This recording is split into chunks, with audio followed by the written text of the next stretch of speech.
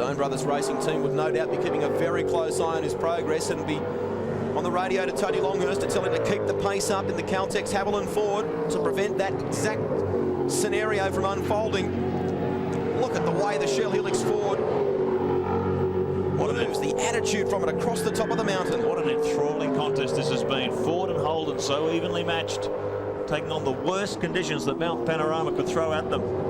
And the two makes have been so evenly matched. Whoever wins here, it'll be a very well-deserved victory. This is motor racing at its highest quality. The most intense race you'll ever see anywhere on the planet. And again, it's going right down to the wire. Problems here for the Caterpillar car. Looks like the back end has collapsed in some way, Mark. Something's gone wrong there with the rear suspension. Oh, they've lost the back left wheel now. They lost the back right before. Now they have lost the back left. What is going on in the rear end of this car? Can't get the wheels on it. What a tragedy for the Caterpillar Ford team. They were looking so strong early in the race. Now John Bowe turns his other brake disc into a 50-cent piece. Tries to limp it home on the bitumen, but that does enormous damage to the suspension and the brakes. So this has been a real struggle. And just look at the never say die attitude of this team. Persisting with it. John Bowe, you could say he's literally driving the wheels off it.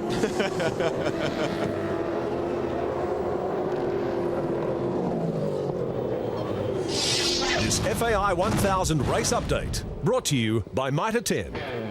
With 11 laps to go, a look back at the last hour, and Tony Longhurst building a remarkable performance here in the wet on the charge, passing Tander to take the lead. Wet tyres were still on at this stage.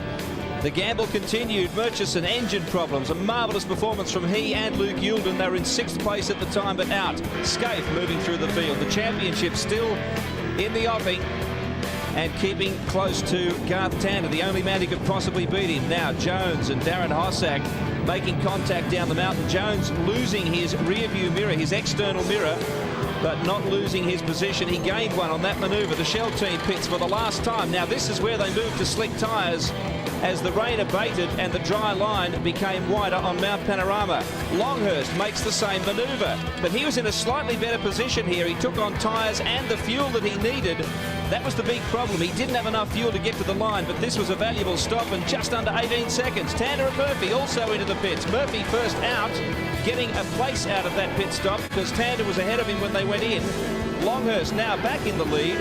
The tactics have worked. He's on slick tyres with a dry line. The track looking really, really good for Tony Longhurst. Tander now passing Murphy. He takes 2nd place and is in hot pursuit. But Longhurst reacts quickly and starts putting in some good times. The gap now down to just 4 seconds between Tander and Longhurst. Here's Radicic on the charge as well, outpacing all of them for times. He's run a 2:15 to the 2:16 of Tander to 2:17 of Longhurst. Knocked his own Kiwi compatriots into the wall as he tries to win the FAI 1000. 7 seconds off the pace. It's a beauty.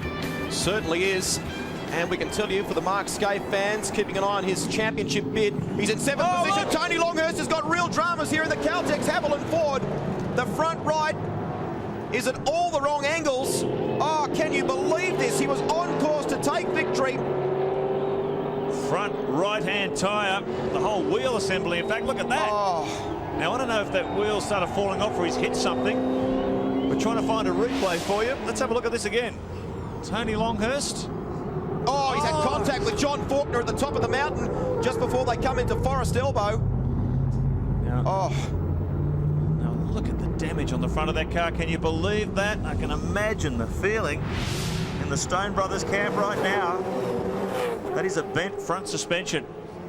And their race is over.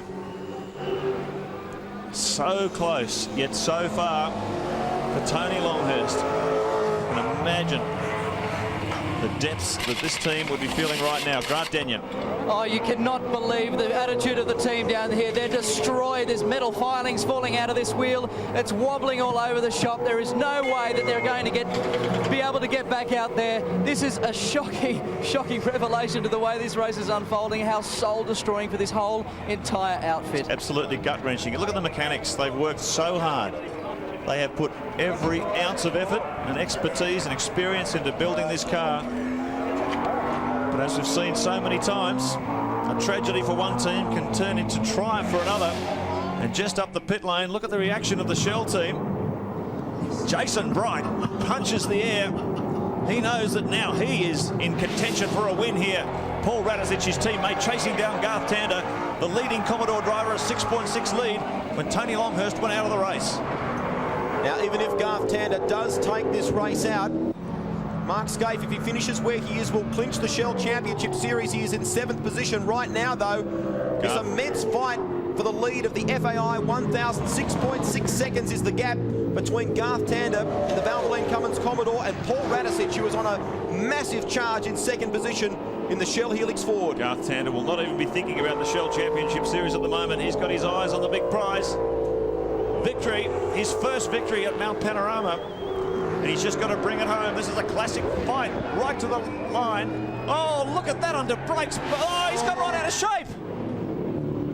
Well, let's hope he's hung on to it. We'll soon be able to tell you. Looked like he was about to lose it in that corner. He's just managed to hang on to it. So Garth Tander, right out of shape under brakes, coming down the end of Condon Straight. It looked like he almost lost it. Now, this is a replay of Paul Radicic's earlier move on Greg Murphy. Just an indication of how he's been charging through the field there. Gary Holt was almost in the road there in the 2SM Ford. Boy, oh boy. 5.3 seconds the gap now between our race leader Garth Tander and Paul Radicic in hot pursuit. Grant? Tony Longhurst, words just obviously can't describe.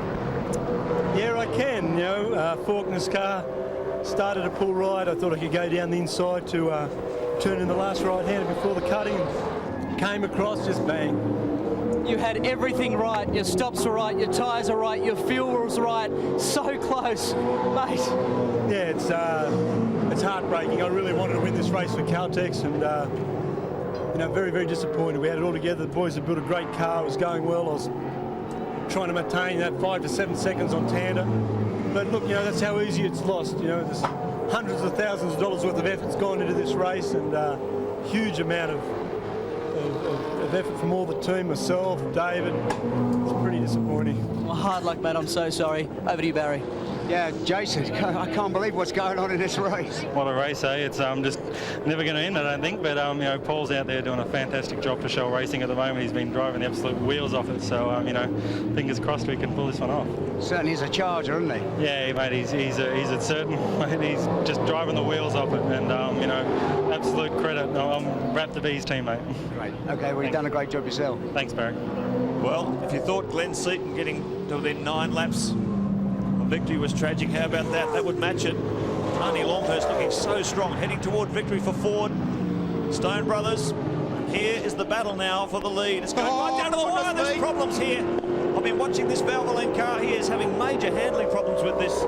Under brakes, the car gets very skaty. It's not turning into the corners properly. I think he is really struggling with this car, and he's under enormous pressure from Paul Radicic. We'll check the gap for you as Tander comes up across the start-finish line. Now, you can see in the background there that Paul Radicic isn't too far in arrears. 3.2 seconds. 3.2.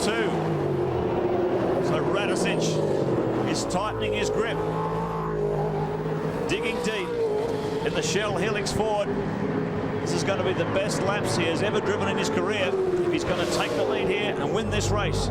Shell Helix replay of the troubled Caterpillar Ford limping across the top of the hill, but that looks like smoke coming from that car. Oh, this is when he lost that wheel. Well, he's lost 2 wheels up there today, so for the Cat Ford fans, some souvenirs, but that is not the way John Bowers wanted his day to pan out. Tander leads the way, but under threat from the Rat. The gap now down to 3 seconds. This is a thriller. Stay with us.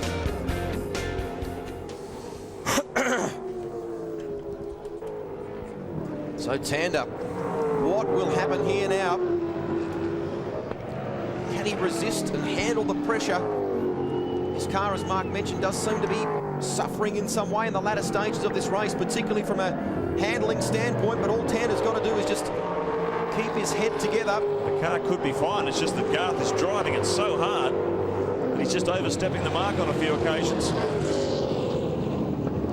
This is the most absorbing battle you will ever see on Mount Panorama. Ford and Holden, the 2 great protagonists, the 2 great rivals who have fought it out here since 1963. On Mount Panorama, Garth Tander maintaining that gap to Paul Radicic. Last time around, a 2:18.8 for our race leader. Radicic did a 2:16.7. That's where he found those 2 seconds. What's it going to be this time around? Well, as he swings down into the chase, Tander wanting to be inch perfect about these last few laps around Mount Panorama. That's a better line. Last time he came through there, he was way off line. We thought he was really struggling with the car. Maybe he was just pushing it so hard. He was driving it even beyond its limits. Looks pretty good now. Gap last time around was 3.2 seconds between Garth Tander and Paul Radicic. We will check it. You can see the rat there in the Shell Helix 40 is not too far in behind him. What is it this time around? No, he hasn't been able to respond. Garth has opened it up now. 3.9 seconds, so he's found about 7/10 of a second. So Garth Tander doing everything he can to fend off this last-minute challenge from Paul Radicic. A magnificent job by the 23-year-old Western Australian. Terribly out of luck last year when a crash took him out early. Also involved in an altercation early in 1998. Mount Panorama has not been kind to this relatively inexperienced driver. And now everything falling into his lap. He knows he's got the job to do. Tander has never finished the FAI 1000 here at Bathurst, and he and teammate Jason Bargwanna have never won it. Could they do it here today? It's the same story for the guys who are chasing them down. Paul Radicic at the wheel, never won the FAI 1000, but his teammate Jason Bright has, so he could be on course for his second victory here. Did it in 98 with Stephen Richards, and would love to do it again here today. Well, if we thought he was struggling, we'd be incorrect. He's just done a faster time than Radicic that time. A 2:17.8 for Tander, a 2:18.4 for the Rat. He found 6/10 of a second on the Ford driver that time around, so this car is every bit a match for the Shell Ford. Garth just driving it to 100th of a second of its ultimate potential. He's really giving it everything. He's got some lap traffic here slowing him up. Saw Tony Longhurst come to grief with a slower car earlier on. Garth Tander, I can imagine the hearts in the mouths of the Valvoline Cummins team. Gary Rogers. You can see the Rat in the background there, and he is closing.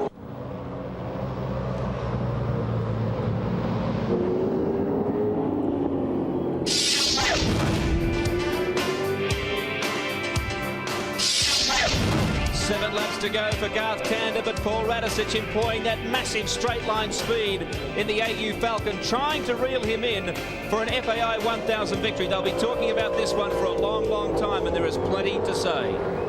What a talent this guy is, 23 years of age. Garth Tander from Western Australia, but Radicic, although he's much older, equal to the cause. And like a magnet, he is trying to pull in the Valvoline Cummins Commodore. We'll check the gap this time around. An enthralling finish we are set for in the FAI 1000. 3.1. It's come back down by 8/10 of a second, so the Rat has responded. One mistake here, and this challenge will be over. 6 laps remaining. As Paul Radicic once again heads up Mountain Straight, trying to close this gap. 3.1 seconds. He found 9/10, almost 1 second on Tander that time around. And look at him, Joe Cool, sitting inside this car, working as hard as he can make this car go. Just balancing it on a knife's edge. The car's tired, the driver's tired, the tyres are tired.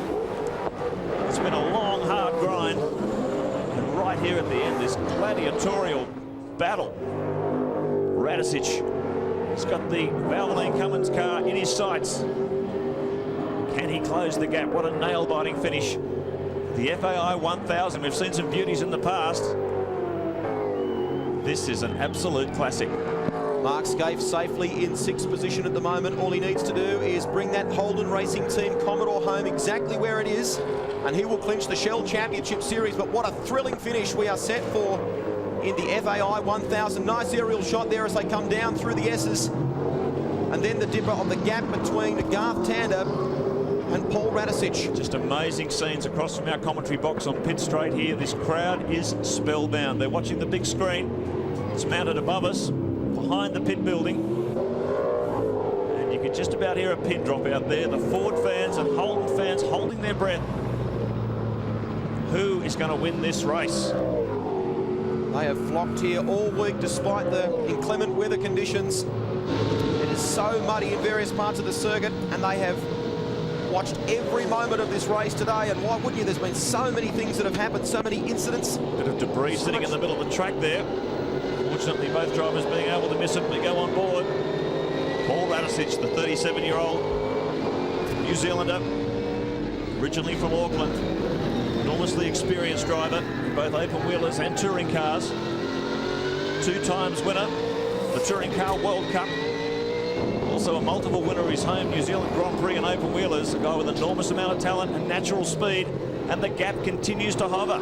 Garth Tander now has got it back.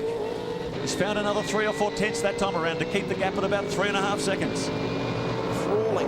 It's like a match of tennis. They're returning serve against one another. And doing it at speeds upwards of 280 kilometres an hour. Tander leading the way. There's the progressive time in the top left-hand corner of your screen. 5 laps remain in this one. This has been an endurance test in the full sense of the word. Over 7 hours these guys have been at it. One of the toughest races on record at Mount Panorama, there's no doubt about it. The quality of the competition and how hard these teams have been pushed really sets this one above the rest. What an extraordinary finish. Garth Tander, the Valvoline Cummins Commodore. Very enthusiastic team of engineers and mechanics who work for Gary Rogers Motorsport. There's only 10 full-timers, but they are all so dedicated to improving the careers of Garth Tander and Jason Bargwanna. They're a happy bunch. They work very well together. Gary Rogers has really galvanised a very devoted team.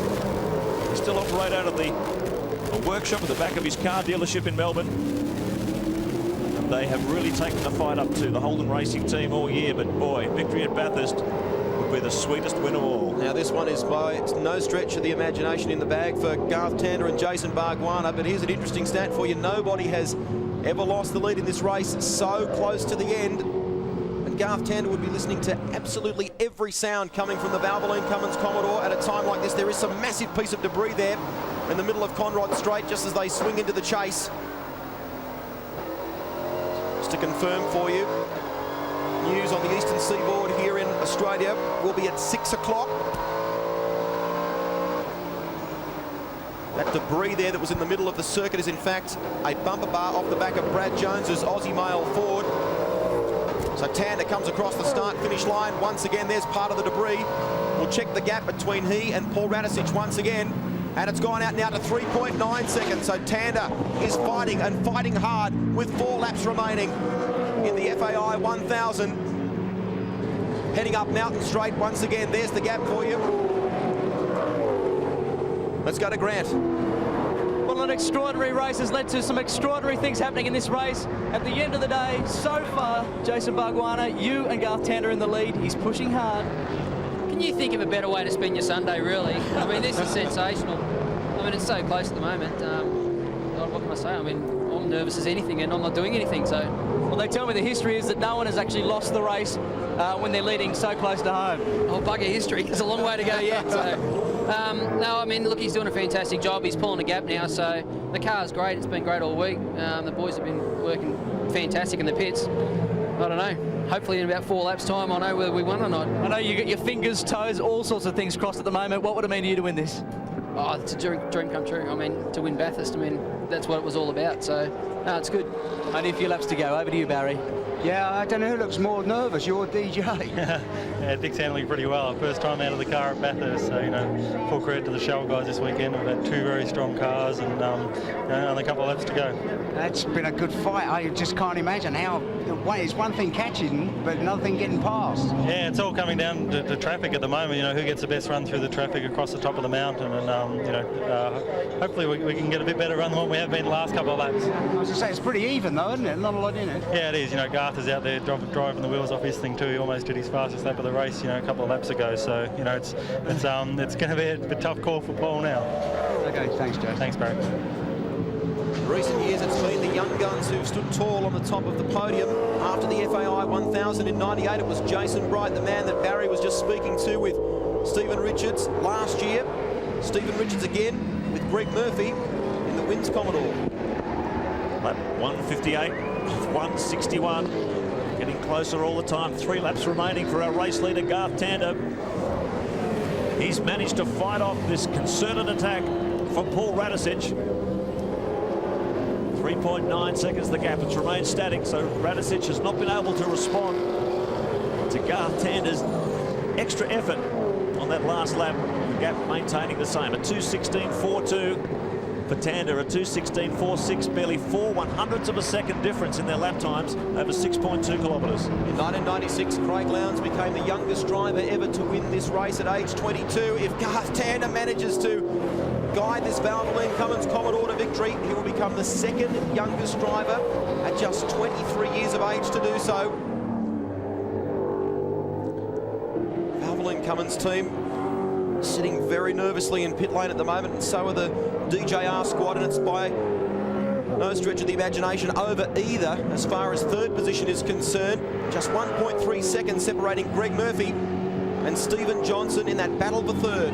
It's quite extraordinary, isn't it? 2 years ago, Garth Tander was working as a mechanic on a Formula 4 team, having won the championship, the national Formula 4 title in 1997. He had nothing to drive.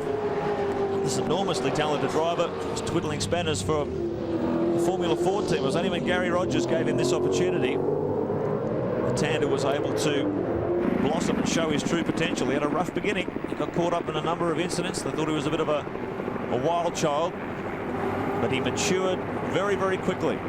And now he's showing the enormous depth of speed that Gary Rogers always knew he had, and he's delivering here at Mount Panorama Grant. Imagine how close the tank in Garth Tander's car is to empty. Remember, we had Gary Rogers saying about 15 laps ago, it was always going to be close. Well, this is where the moment will count. Will they make it? Let's hope so. It must be very, very close to being empty. Nerve-wracking moment for the Valvoline Cummins team. So too the Kmart team. This is the battle for third place.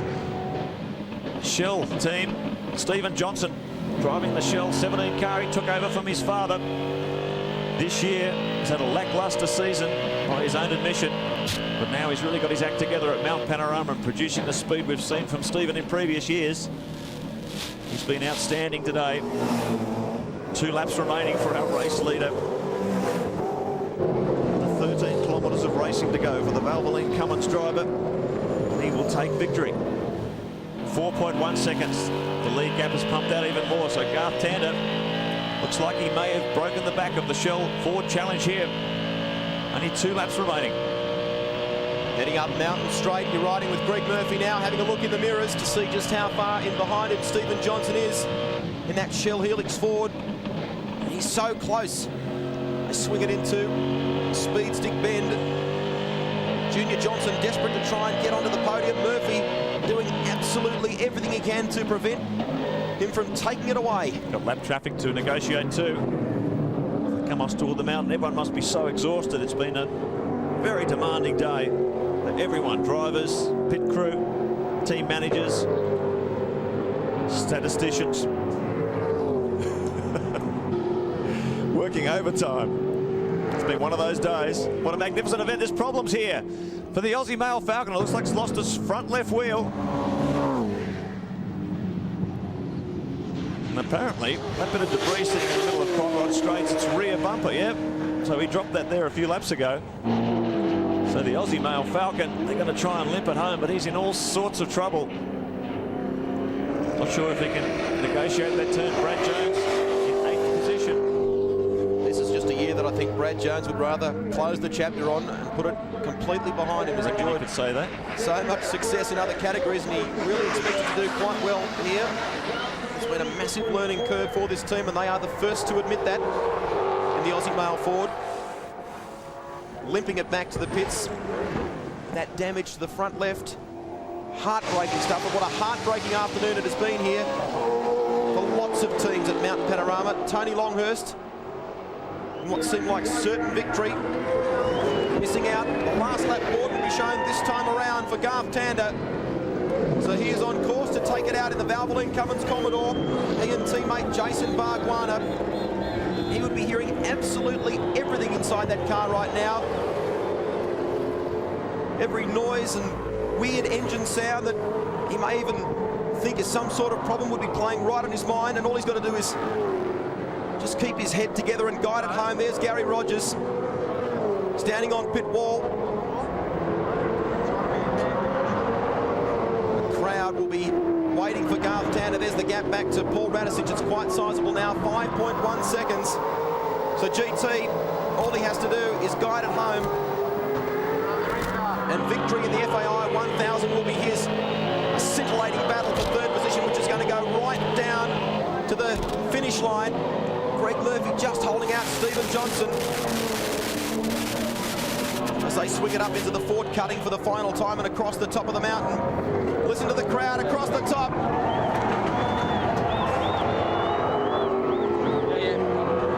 Holden fans are rejoicing, and so too the fans of the Young Guns.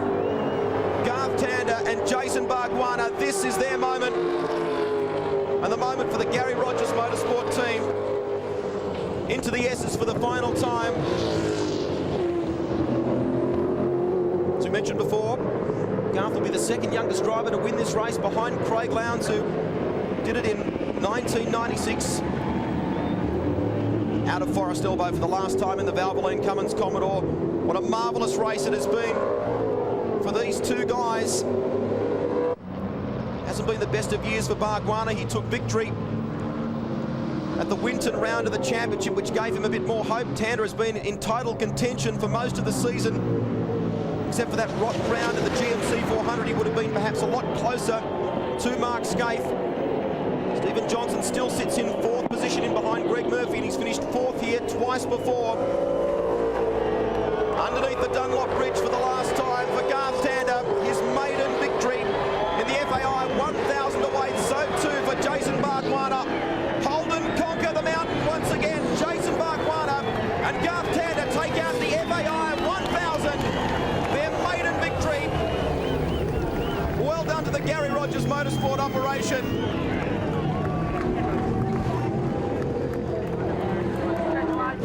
Gary Rogers there looking understandably emotional. I reckon Jason Bright's gamble here was to put new tyres on. He probably doesn't quite have the car pace of the lead cars, so he's trying to cover it up with tyre grip. Brand new tyres will be his hope if the track condition can handle it. This is how it stands. Mark Winterbottom is first. Craig Lowndes is second. Jason Bright third. In fourth, Stephen Johnson. Fifth, Greg Murphy. Behind him is James Courtney. Then we've got Russell Engel, Alex Davison, Glenn Seaton, Paul Dumbrell. That makes up your top 10. And they're all in the game, folks. They're all on the lead lap. They're all nose to tail. The debris flag was being shown there. It's slippery. They're tippy-toeing to the top of the hill. They're on slick tyres. The track's wet and slippery. Bridie's sliding all the way through Reed Park on cold tyres. He's really got his hands full. And Junior's all over the back of him. He's trying to defend his position, Jason Bright, but they know. They know he's on cold tyres. Look at Stephen Johnson. Oh, wheel spin on McPhillamy, and this is a recipe for disaster. Johnson, Murphy, Courtney and Engel. It's tippy-toe off the top. Winterbottom, Lowndes, Bright, Johnson, Murphy, Courtney, Engel, Davison, Seaton, Dumbrell, the top 10.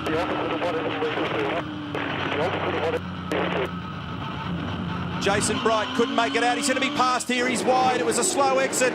Junior's got warmth in the tyres. That's going to help him. Up on the inside, side by side. The Jim Beam car is ideally positioned, but Bright runs with him.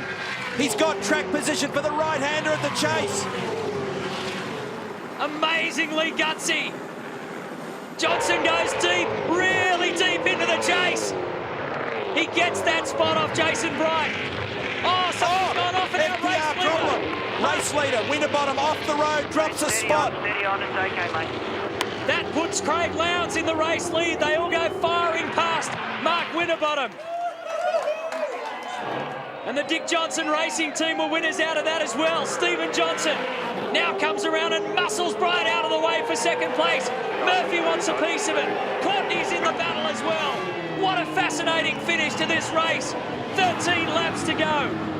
Our leader, car 888, the defending champion, Craig Lowndes. Lowndes has often got super skill in these conditions. We've seen it before.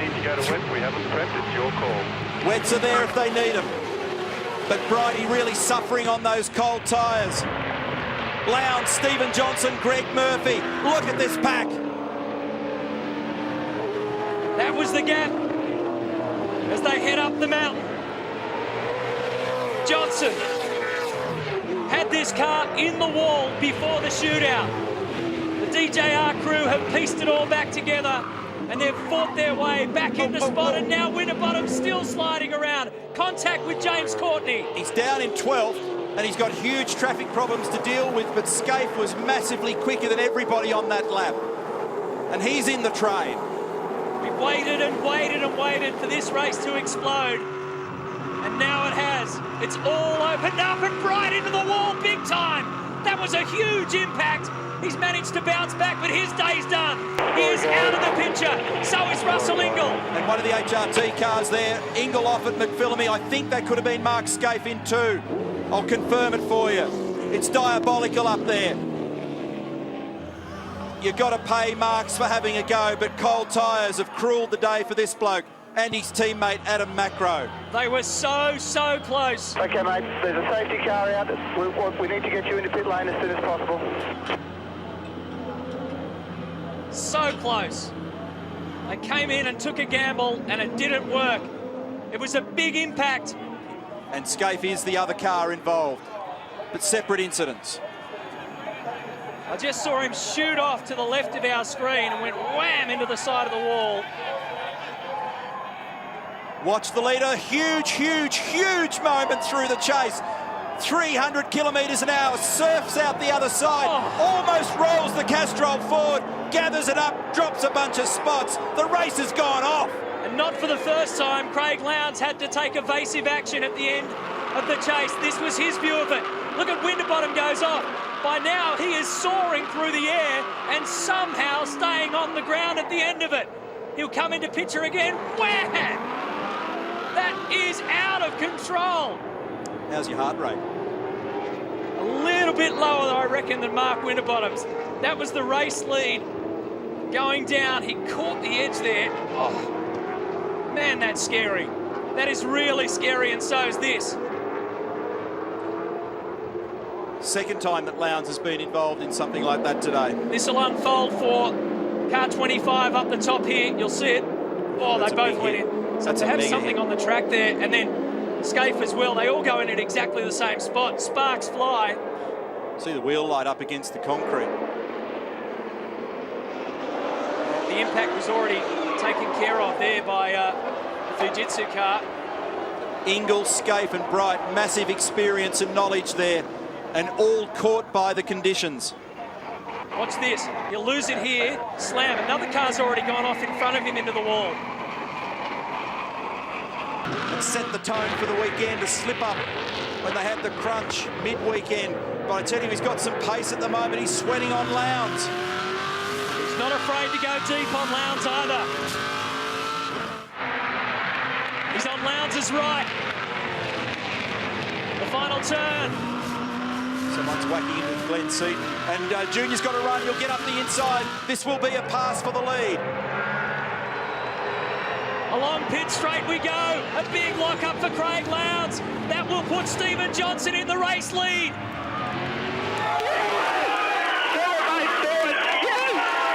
Jill can't watch, but the rest of them have gone berserk.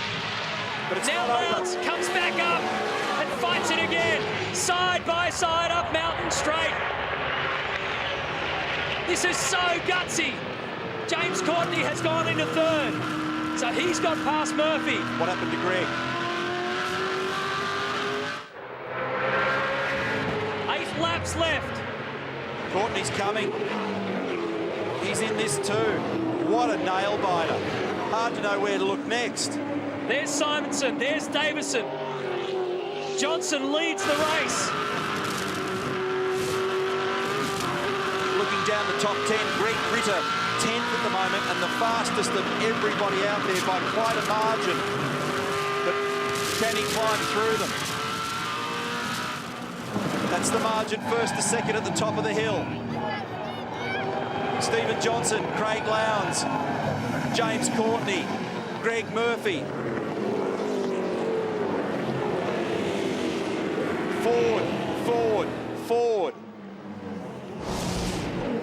This is the moment on replay at turn 1. Murph ended up wide. Got up on the ripple strip then after he was side by side with Courtney, who elbowed him up a bit high. and he lost position as a result of getting on the paint. You have to go back to 1994. There's a scary moment. 94 was the last time we had a Johnson win this event. That's right at the gear change point there for Stephen. It arced up when he put it in the next gear. Here comes Craig. No room there. Safety first, into the chase, but there's nothing in it. Can Johnson hold on to this here? He slides it out a bit wide. They are nose to tail. What a contest. James Courtney is sitting patiently. He's got speed as well, and he wants a crack. This will make it 7 laps to go. Softening off the anti-roll bar controls. Lowndes looks up the inside. It's getting wetter and wetter, Neil, and Lowndes goes past. And there will be contact. Stephen runs wide. He couldn't pull it up. Natalie watching. Craig to the lead. Here comes James Courtney. Watch out for James Courtney. He got the cleanest run through turn 1. He got the maximum speed up the mountain straight. But Lowndes pulls away. What a race. This is amazing. Johnson goes from first to third. Courtney moves up into second, and Lowndes gets the race lead back.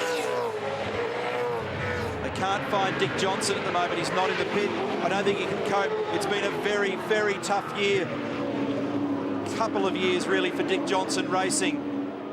They need success, and Stephen is doing an awesome job at the moment trying to deliver it. All it took was a little moment coming out of Forest Elbow for Craig Lowndes to know that he could have a crack further down the track at Stephen Johnson. He took the opportunity, but this man's the danger man, I reckon, car number 4. It's a Stone Brothers engine in the lead car. Oh, Lowndes up on the curb. Stone Brothers car second. The car third has got the running gear in it from 888, the team that lead the race. Bit of cross-pollination with all these teams. Greg Murphy, the leading Holden. He's in 4th. Stegbar Mountain Cab. It'll be a slower ride across the top of the hill this time. Forest Elbow. Now they apply the power down. And look at the slide. The rear starts to go away from James Courtney. He pulls it back. It's starting to go too for Stephen Johnson. He pulls it back. Straight line speed belongs to Craig Lowndes on this occasion. Steve Owens moved up a spot. He's now 6th, passing Alex Davison.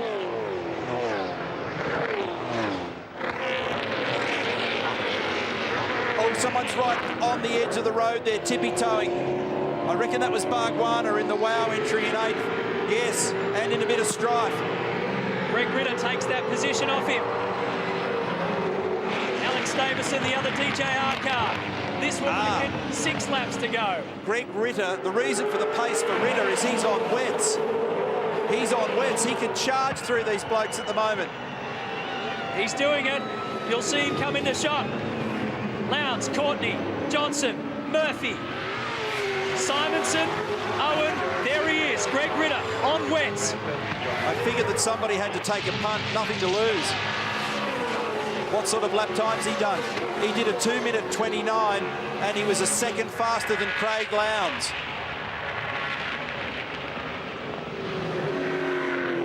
He's got a lot of experience here, Ritter.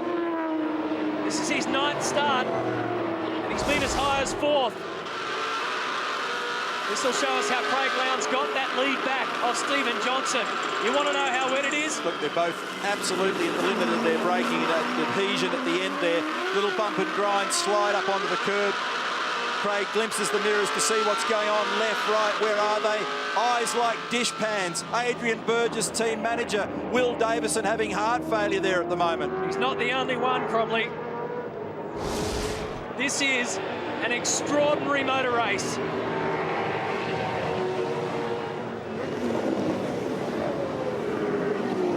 Who are you betting on at home? Are you willing to take a gamble? So you keep asking me to tip. How can you tip this? It is unbelievable. It is so close. The level of skill being exhibited here is extraordinary. James Courtney has fishtailed it through this section of the mountain twice around. was third here last year with Glenn Seaton. A big slide for Lowndes at the exit of Forest Elbow. Jamie Whincup, I don't reckon he can watch. Have a good lie down, Jamie. Ritter still the quickest to the second sector, but only just. The wets are not giving that much advantage. 5 laps to go at the end of this one. An incredible test of skill. Changing conditions. Strategies all over the place. Restarts everywhere. Intensity off the scale. We've got a 2-time champion leading the race from a hungry pack. The youngster in James Courtney. 2.25.2 for Lowndes, 25.2 for Courtney, 25.3 for Johnson, 25.6 Murphy, 5.7 Simonson, and a 24.8 for Greg Ritter, who's now 6th. Getting word that the radar is showing that the rain is clearing, so maybe Greg Ritter's gamble won't go any further.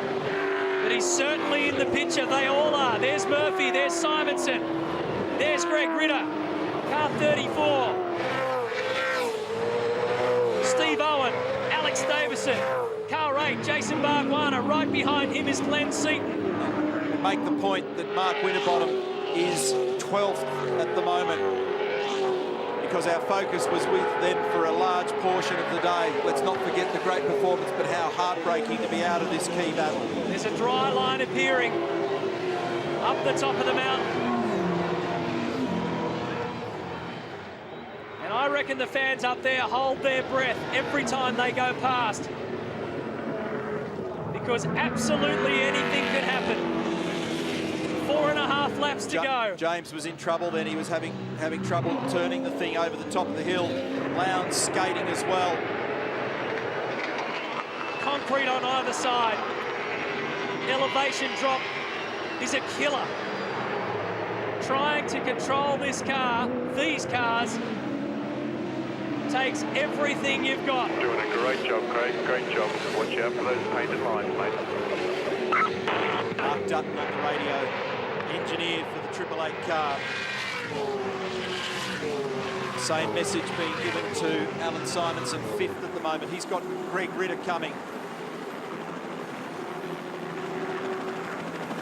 There's Greg Murphy, a 4-time winner. He's keeping himself in the hunt. Nothing outlandish. There's only 4 laps to go. A little bit of push and shove between Bargwanna and Alex Davison.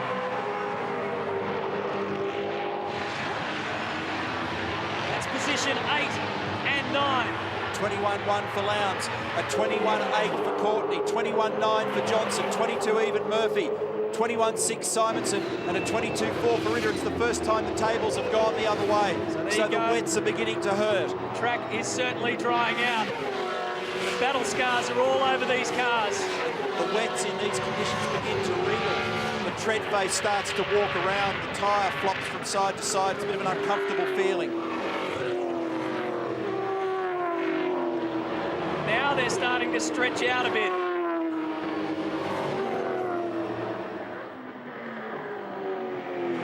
With a margin of 1.1 seconds last time through, just easing the pressure a little, but no time to relax.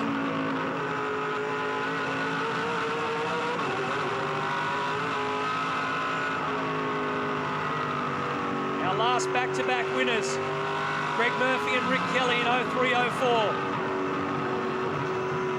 Lowndes and Whincup, of course. Oh, Lowndes was right up on the curb then and slid all the way to the exit of the McPhillamy Park ripple strip. Ross and Jim Stone watch their young charge. James Courtney, keep control. Can you imagine being in the cockpit, wanting to let loose, knowing that you have to hold back in these conditions, and knowing that every second goes by, time is ticking away. At the end of this, there'll be 3 laps left. Dick Johnson has seen everything on this mountain, and then a bit more today.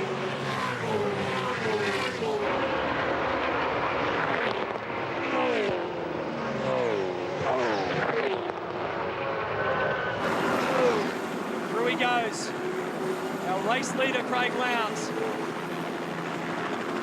The gap last time around was 1.1 second. What will it be this time? Not too much different, you'd have to think. 1.3. 3 laps remaining.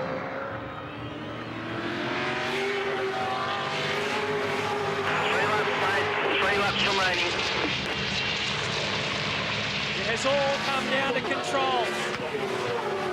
The wipers are back on furiously. And we've got a car in the wall. And that is in a very bad situation because that's right at the end of the last turn. Will they deploy safety car? Shane Van Gisbergen rotates it here. He went off there earlier in the weekend as well.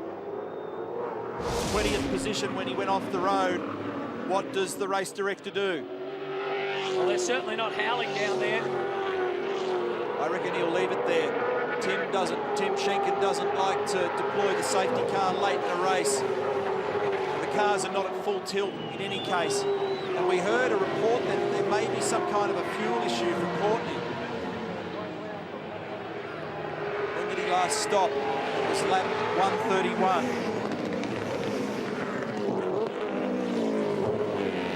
Would have thought that it should make 30 laps in these conditions without any drama unless they've got something else going on. Who was that? Could have been Lowndes. He went through first. Murphy's tagging up to the back of Stephen Johnson. 1, 2, 3 and 4. Look at the gap between third and fourth. That's the difference coming past us now. Of a possible podium position. They're being warned about car 021. Off the track. Be careful.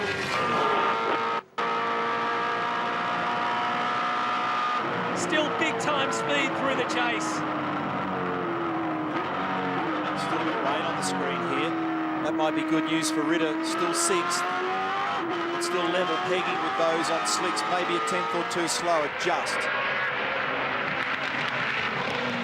They'll see the black Team Kiwi racer parked to their right. They'll be focused only on the road ahead. And for Courtney, for Johnson, for Murphy, for Simonson and Ritter, they're focused on those in front of them. Johnson gets right up now behind Courtney. 2 to go, Craig, 2 to go. Watch your back. Murphy goes with him. There's only a half a second lead. 2 full laps remaining.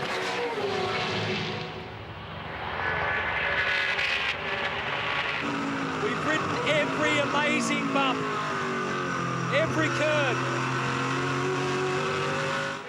We've gritted our teeth through the chase. We've banged off the walls up the cutting, gone flying across the top of the mountain, and it's all come down to this.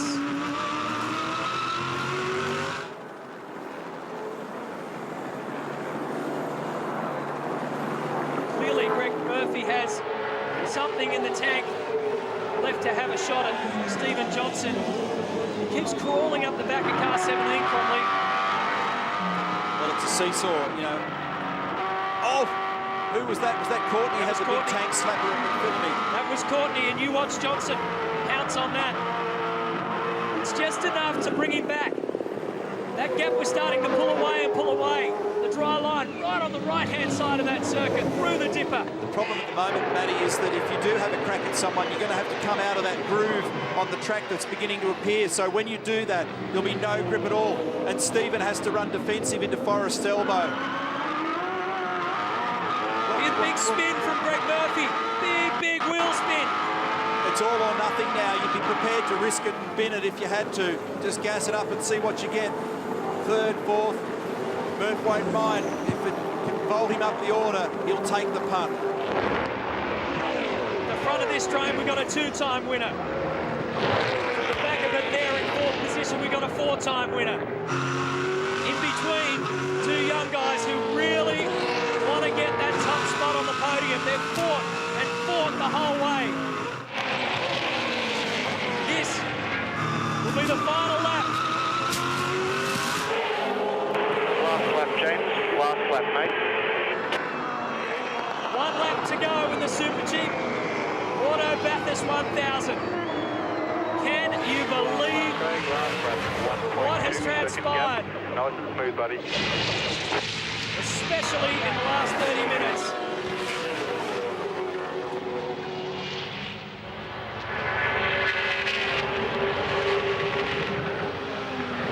Lowndes leads us into turn 2. Courtney, second.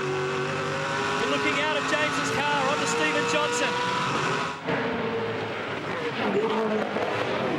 Ford have 1, 2 and 3.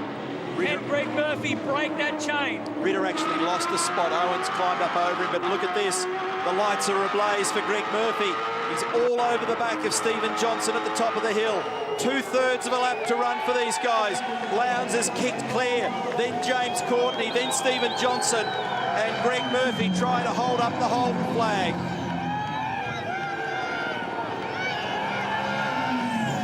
They came here 12 months ago. Craig Lowndes had tears in his eyes. A lot of emotion in this car and around this track. They returned in 2007 with a brand new Team Vodafone Falcon. Their strategy has paid dividends. He goes a little wide at Forest Elbow. That was a massive understeer moment for Lowndes, followed by the corresponding slide in the rear as he gathered it back up. 1.7-second lead. They're just Mark Dutton really trying to calm things down, saying, come on, mate, here's your margin, no need to push it. A few corners to run now for Craig Lowndes. It looks like he might be able to do it again. What a finish. Through the chase he goes. Courtney still holding on to second. Johnson still holding on to third. They won it at Sandown. And in 2007, Craig Lowndes and Jamie Whincup, they have done the double. Courtney second, Johnson third, Greg Murphy in fourth. Unbelievable. Fantastic driving from all 4 of these men in incredibly difficult conditions. 3 championship contenders, Whincup, Winterbottom and Courtney make up the top 3 of this race. It is belting down. They're not on wet tyres. That I would ask in either of the bunkers at Vodafone change for the lead or Jim Beam is, can we afford a crash? And the answer to that is no. Yeah. So look at this. They end up in the wall. It's game over. It's going to be game over for one of these contenders if they're not careful. They've got to get on wet tyres now. Look, James Courtney's about. Oh no! He's in the fence! The both in the fence! Unbelievable! Top 3 in the fence. Van Gisbergen goes as well. Suddenly, Whincup has managed to keep going. Courtney's desperately trying to go with it. They're back! That's stupid. Particular attention to the right front. He's got nothing to the right front. It's going nowhere. He's going to battle to get it into pit lane. He can't steer it. No, he's got it there now. Well, I totally echo your remarks. The driver, he was saying, I need wets. They're playing way too much of a theoretical laptop game and not enough racetrack game. It's going to be super slippery. I'm going to have to try and get you to try and turn around from around the ERM buoy. That's what. And we're going to take our time and just make sure everything's good. So that's what happened to Craig Lowndes' car as he went slamming into the rear of James Courtney's car. Okay. Right out of it. Okay, let's go up. Stand under, please. Oh, it's got a broken disc. Okay, it's got a broken rotor. He's going to be there we've forever. got a rotor that's smashed in pieces, boys. Rotor smashed in pieces. Upright's broken in half. Upright broken in half. Yeah, you can see there goes not only smashed this, but the upright is broken clean in half. That's going nowhere. So that's one championship contender gone for the day. Now, what's it look like at the other end of town? Because it doesn't look much prettier. It's gone too. He's going nowhere. Adrian Burgess, sporting director. This thing is broken. These two guys are going to get big fat zero. James Courtney, to make matters worse, he's turned into the wrong garage. They're going to have to push him around and get him in the right garage. This is a mess. It is belting down in pit lane at the moment.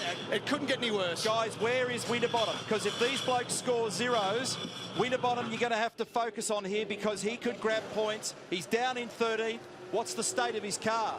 Have a look at the damage on Lowndes' car after running into the back of James Courtney at turn 5. Well, if they thought Jamie Wincup's car was bad, wait until they see what's happened to Lowndes'. Alex Davison stuck. Todd Kelly was stuck there. It's like a wrecking yard. Mark Winterbottom is the big question. Where is he? What damage has he got? He was the first one to go. The Watts linkage has gone on that as well. The rear is wobbling all over the shop. Not much that isn't gone on it. So Winterbottom, here he is. Now, okay, so he's got a big fat zero too. So all three contenders are going to end up with nothing out of this. This is a joke hitting. Yeah, so I needed to see him to understand what could, because this could have been the Formula One scenario where the bloke in third in the championship leaps up and scares everybody at the top end of town. That's not going to happen. Stay outside there. Lowndes and Courtney are out at the moment. We're going to try to do something with this. Let's see what we can do. Stay in the car. There's 14 laps to go. Well, when they pull this off, you watch. Now, if they get it off, I'm going to be interested in whether this gets declared, and if it does, when the declaration happens, if it happens, it could have impact on the result and the championship because of who was leading second, third, and so on at the time. But the longer it trickles on... Well, I'm pretty sure that Jamie Whincup was leading the race. When we go back... It may not get declared. Depends on how many cars are scattered So this where. is what happens. So Whincup follows these guys in. Winterbottom's the first to go. Courtney goes in. Whincup's gone in. There they are, championship contenders. Then they crunch again. Van Gisbergen gets into the mix. Now you keep an eye on Craig Lowndes, who gets speared over to the left-hand side. There's still cars hitting the fence left, right and centre. And then there's Michael Caruso. Todd Kelly will arrive on the picture sooner or later because he couldn't go anywhere. And then watch this. Oh, that's from Jamie Whincup. There's Courtney. This is a championship moment evaporating in the middle of a rainstorm. But it's the status quo. So it's a reset for tomorrow. So forget about the championship contenders. They've actually all neutralised each other. Each of the teams and their strategists have neutralised each other. Check this out. Watch James Courtney's car and Craig Lowndes. Crush. That sound you can hear is the sound of cash registers ringing. Because that's an expensive act, all that. So I'd forgotten about Winterbottom because I was that focused on these two guys that it was hard to read what was going on. But the first bloke to crash was Winterbottom. Yes. He was the guy that went into the fence first. Well, Jonathan Webb has the job of guiding this field home because the Pettis safety car has now pulled away, and the former Fujitsu champion in his first ever season in the main game full-time now has the race lead. Can you believe it? Our three championship contenders are all in pit lane, all battered and bruised. Jason Bargwanna's going fighting down to turn 1. This has fallen in the lap of these guys, courtesy of a major incident involving our championship contenders, Whincup, Courtney and Winterbottom. And don't discount the possibility that there could be another safety car intervention in what's obviously really tough conditions. And I'm not 100% sure of who's on what tyre at the moment either. And looking at these cars, they must be on wets.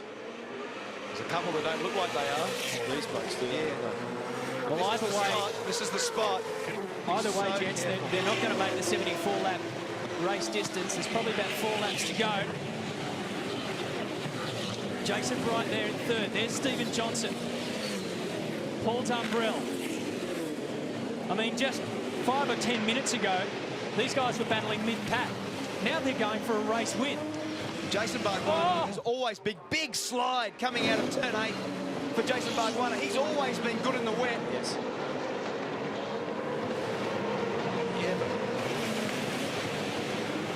On our computer, he's showing 1 lap down at the moment in position 9, Jason Bargwanna, so he's potentially trying to unlap himself. Yeah, that's right. That's why he's going so hard, so fast, so early in this restart.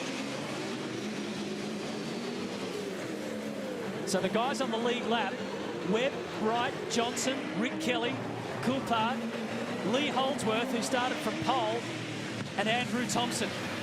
But Webb's actually got a substantial lead over Bright. Yeah. He's second. He's got 3 seconds on him at the moment. That's the motor race. Meantime, back at the Jim Beam garage. And Scopey, earlier we were talking, it looked like these fellows at Ford Performance Racing didn't have their car in the garage, which limits the number of people that can work on it. But at DJR, as in Jim Beam Racing and at Team Vodafone, they did have them in the garage. That's right. So there's a regulation of how many guys can work on the car in the lane. FPR have chosen to leave the car in the pit lane, while the other two teams can basically have as many guys as they like. As Mark Brenner reported with Jim Beam Racing, they had everyone in the place working on James Courtney's car. So different strategies again in pit lane. And if one of those cars get out in the course of the next couple of laps, if Whincup, Winterbottom or Courtney get out, they'll finish 15th. They'll get 60 points. Yeah, that's right. So it's absolutely worth the fight. I mean, you wouldn't worry about how ugly it is. Just get it out there. Just get it out. It doesn't matter about the geometry, so long as all 4 wheels are on it and it basically resembles a motor car, you'd send it. But the problem is, when you put a right-hand front corner in them, you've got to make sure they stop. You've got to make sure they've got at least got brakes. You saw all the brake damage on the 3 cars at the front. So you've certainly, when you go back out on the road, you've got to be safe about it. I think there's also a time requirement you've got to achieve. You can't, there's a rule somewhere that it'll take me too long to find. You can't, look at the front of that thing. It's just about ready to push out. Well, they're getting closer and closer, aren't they? You can't do a lap time, Scopey, that is effectively a turtle time. You've actually got to go out and do something that's we might get onto that and see if we can get the answer for you. Body language tells us that Winterbottom will not be going anywhere. If anything, the race to get back out there is being won by Dick Johnson Racing at the moment. But they're running out of time because this race will finish in a matter of laps. As is Jamie Whincup, Matty. There's 5 guys under the car, including Mark Dutton with blood all over his fingers. These guys are giving it their all. The upright's just gone on there about 2 bolts away, mate. Brad Jones has just sent me a text. The reason why Bright's struggling is they've decided to start that car with way too lower tyre pressures. They're just not coming up. So it's the reason why Webb's all over him at the moment, leading. Here we are, in and out of both the key garages. There's a cut-off time for this race, and it ends in 2 minutes. Guys, update from Jim Beam. They're just about to get the right front tyre on James Courtney's car. The last thing they've got to check is when they drop it down that there's enough clearance between the track and the fuel tank at the back. That's the big issue at the moment. Wouldn't be worrying about anything like that, Brett. You'd just be getting 4 wheels on the thing and pushing it down pit lane, getting it out there. What about this? 26 years of age, Jonathan Webb. He won the Fujitsu series. He comes in here into the main game. Oh, they can't get it started. No, it's running, but they're just having another look at it to make sure it's running okay. And V8 Supercar officials are there just watching. So your point, Matt, Jonathan Webb staring down the gun barrel here of the potential first ever championship win. Courtney back out. He's going to get out on this racetrack. The thing is a mess at the front. He's just got to be able to get around. And Adrian Burgess just said, be careful, James, be careful. Real careful. I'll let you know where the leaders are. So this has got... Amazing, guys. That was... It's got nothing to do... Well, you guys smashed the awesome stuff. And that's what he's saying. It's got nothing to do with winning the race, but they've won the most important race. The race to get Courtney back on the track. And Courtney's won that race against Winterbottom and Whincup. I hasten to add that Courtney's got to be super careful because he can end up back in the wall again with stone cold tyres and geometry all over the place. Well, he'll just be going trundling around. And Jonathan Webb, well, he's got a different scenario altogether. Remember, we go back to Sandown when Paul Dumbrell won his first race after 242 cracks at it. Well, Jonathan Webb is in just his 33rd main game race. And if he can hold it together and keep it straight, he's going to find himself on the race winners list. Now, in James Courtney's broken car case, if his lap time is more than twice the fastest lap of the winner's fastest lap time, then he's not classified. Did I say that right? So if Courtney's time is more than twice as slow, I should say, as this bloke's fastest lap, which will be based on his dry time, then he's not classified. You will have one more lap to go. Bottom line is, James just can't go out and trundle around at 4 k's an hour. He's got to push along. But let's focus on Jonathan Webb. So that means that James has got to do a 3-minute lap. Look at the front of it. It's got negative camber on one side, positive on the other. It's covered in race tape. It's destroyed. Bright is coming, but will it be fast enough?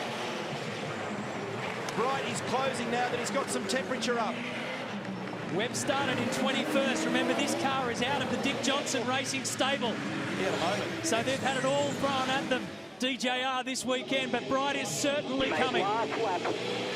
Youth versus experience in the rain, on the streets, as a championship battle is unfolded around them in the most extraordinary fashion. Jonathan Webb has less than 3 kilometres now to deliver a race win. He's on. He'll take. Think of Jason Brights has got some pace now that it's gripped up, and he's on a big attack. There's 3/4 of a lap remaining, and I'll tell you what, he might get here. The last 3 or 4 corners are going to be game on here. Meantime, at the other end of the racetrack, Courtney's trying to get a lap time out of that broken car in order to be classified and get a vital pile of points, which for 15th is 60 points. And there goes Whincup, just exiting the pit lane. No wheel alignment, wheel on, gone. Horrible. So they've just got him out there. So Courtney and Whincup have gone out there. And 16th, if Whincup is classified, is worth 57 points. Look at this. Look at Bright. He's coming at him. Jason Bright has won 15 races in his career. The last was 4 years ago. Jonathan Webb's career is really only just starting. He's never won a V8 supercar race. It's been a battle of attrition. They've had to fight off the rain. Webb's car was crunched in qualifying. And here he is, this 26-year-old with a cool head. The emotion will be bubbling over as he brings it around the final couple of turns. The rain is falling down at the Sydney Telstra 500, and that is a victory that's fallen from the heavens for Jonathan Webb. Fantastic job. Good on him. Good on him. Great drive. Well done. Not bad strategy there, Jeff. Glad you've been working on it. And that makes Webb the 60th driver to win a race in the history of Australian Touring Car Championship and V8 supercar racing. And now here's Courtney. He's done 2/3 of this lap. To the second intermediate, he's recorded a 1 minute 28.3. It will be under 3 minutes. And look at this. Look who's there. His partner in crime. Walking wounded. These two. That wheel is almost off that car. They're just locked together, aren't they? He'll be lucky to complete this lap. Look at the front right wheel. It's barely holding on. Oh, this is just amazing. You're going to have to burn up the calculators to find out what's happening in the championship. But I'll tell you what's happening. It's going to Sunday. Courtney did a 2:03. But Whincup hasn't recorded a lap. I'm not sure that Whincup will get classified. We'll check that for you. He hasn't done a lap. He hasn't done a flying lap. So even though Matty is showing 16th, I'm not sure that he'll be classified. But Courtney has done a lap. It's a 2 minute and 3. And congratulations to these two guys, to Jonathan Webb and to Jason Bright, because they are left standing where others couldn't get the job done. James Courtney, Neil Crompton.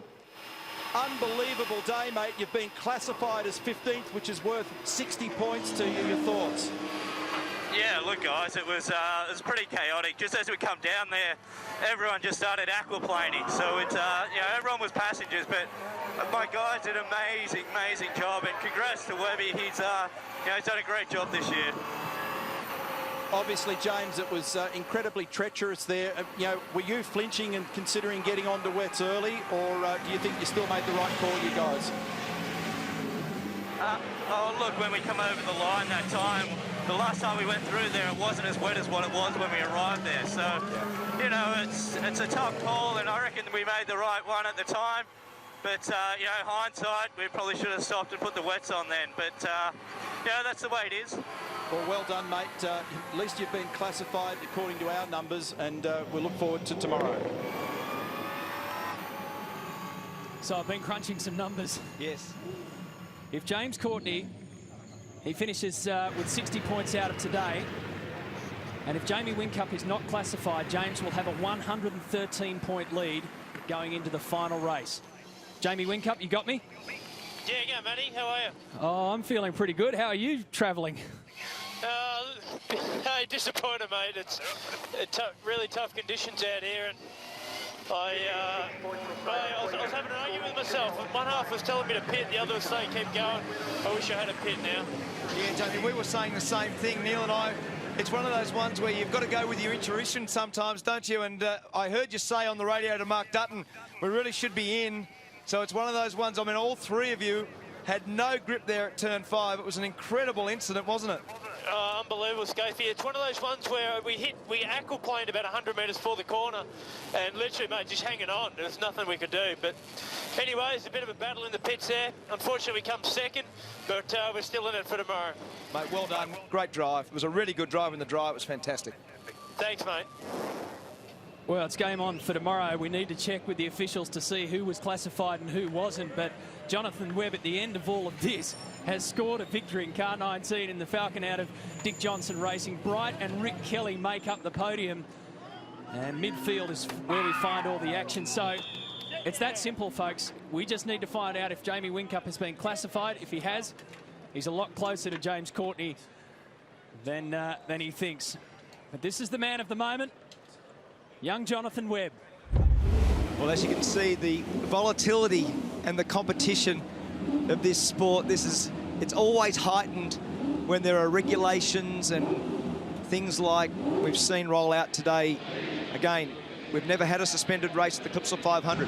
We've never had a race start like that under the safety car. There was a lot of controversy as to actually has it started. We know there's a fuel drop of 140 litres across the course of the race. If the race doesn't go 78 laps, which it clearly won't, it'll be time certain, you've still got to apply the 140-litre rule. So the reality of that means there are a lot of cars that are battling to get that fuel in through the course of a shortened race. If it was stopped right now, many of those cars do not comply with that regulation. So we're trying to work that out for you. But the reality is we're back on. The safety car is out there again, and we have a resumption of play, which is fantastic. Great reaction from the crowd as the cars go back out onto the racetrack. Just got a note from Paul Morris. He's down in the bunker with the crew at ProDrive in the Monster Entry Car 6 at Cam Waters. He's got his fuel done. So it's going to be about who does or doesn't have their fuel at the moment. So this will be interesting now, again, in terms of outright speed for Scott McLaughlin and Will Davison, closely followed by the guy who has driven so well today, Craig Lowndes, started down in 17th position. Still a lot of standing water on the inside of those curbs there at the moment. So they're under the control of the Lexus RCF safety car. Drivers are back in there. Question marks over how much fuel has been delivered to some of the field. And Chopper is back up. The conditions must be better. There's another little band of weather just up to the north-northeast of the area at the moment, but I don't know that it's going to be an issue. So we probably see a bit of a dry groove appear. It's still pretty warm outside at the moment as well.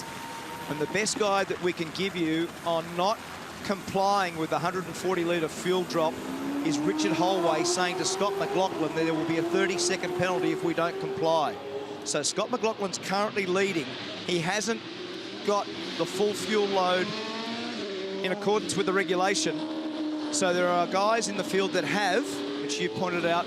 One of them was Cam Waters. Slady's got that. Jason Bright was another. Fixed. And car 8. I just heard fuel is no problem for Jason Bright. Now where's Bright? He's sitting at 13th in the field at the moment.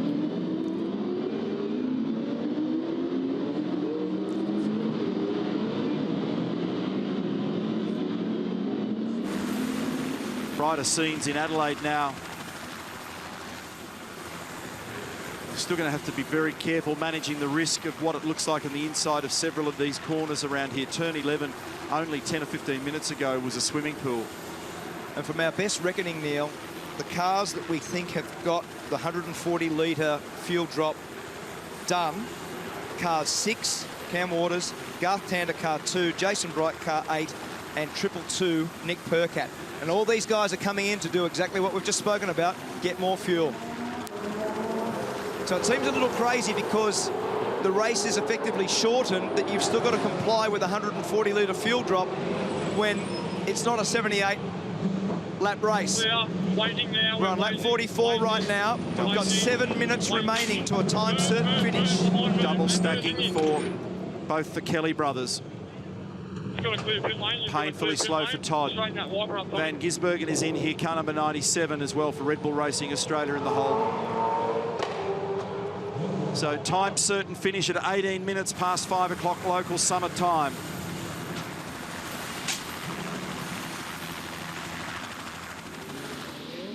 And a restart this lap. Now we'll just check where those lights go out. It does look a lot better. I mean, this is a nice wet weather condition as we speak.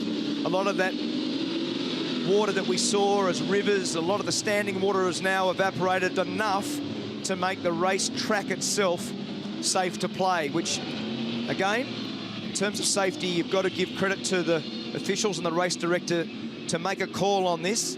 No one ever wants to stop a motor race, especially one of the biggest motor races in this part of the world.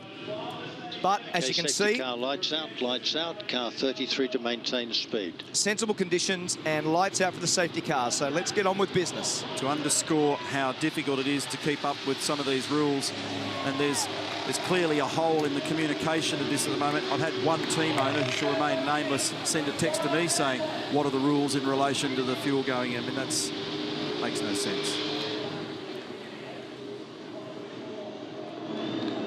So we'll go racing now with just a few minutes remaining. This could be a critical classification moment here for James Courtney. Mark that in the back of your mind, because any points gained here could be useful later on in the game. Wait for the field to go through.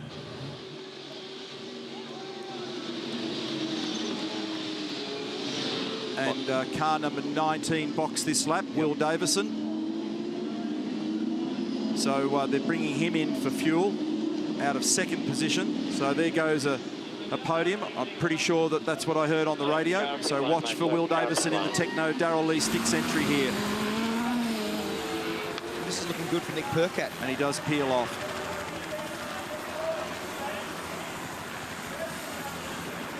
So as you described a few moments ago, Mark, better conditions, but still very, very wet, very slippery, no tyre temp.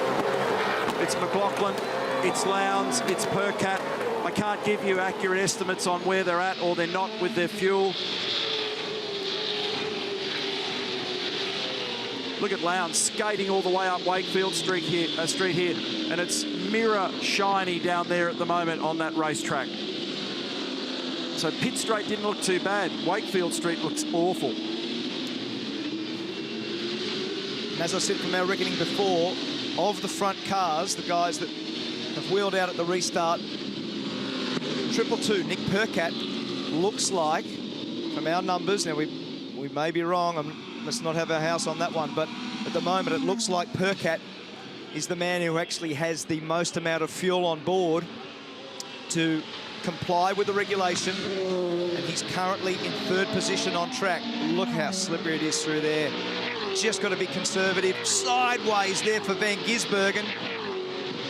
Sorry, that was Whincup. We don't think Lowndes has got his fuel done, but I stress that it's very, very difficult at the moment to ascertain who does or does not have their fuel on. And Scott McLaughlin is a long way from having the full fuel drop. So the amount of water still down there that's trapped on the inside of turn 11. And how close was that bowling a wide for Scott McLaughlin? And look at the water that's standing behind there as well. And that was the one that I remarked on when Lowndes speedway his way out of turn 3. Oh, off the road. Gizzy. Big rotation at the last corner. Car number 97. Very unusual to see him doing this stuff on a day like today. It's usually when he shines.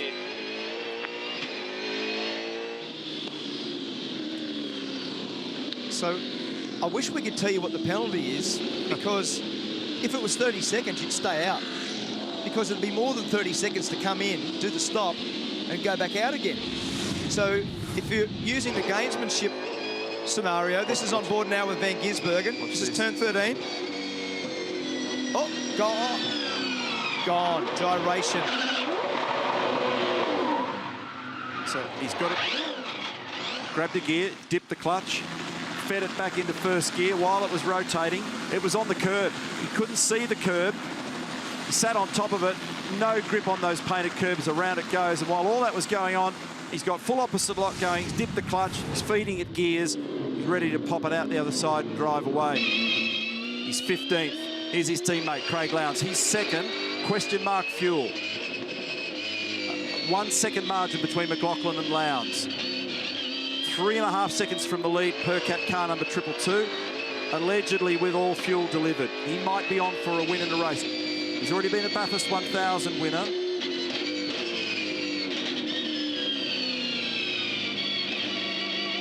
So,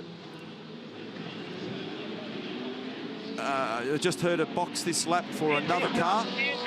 Push for fuel. In Vista, push. That's Ludo talking to Craig.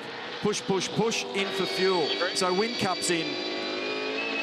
So they're banking on the fact that they tick the mandatory fuel delivery box and they'll get some places back because other people that stay out there are going to end up taking a penalty if anybody can ever find it.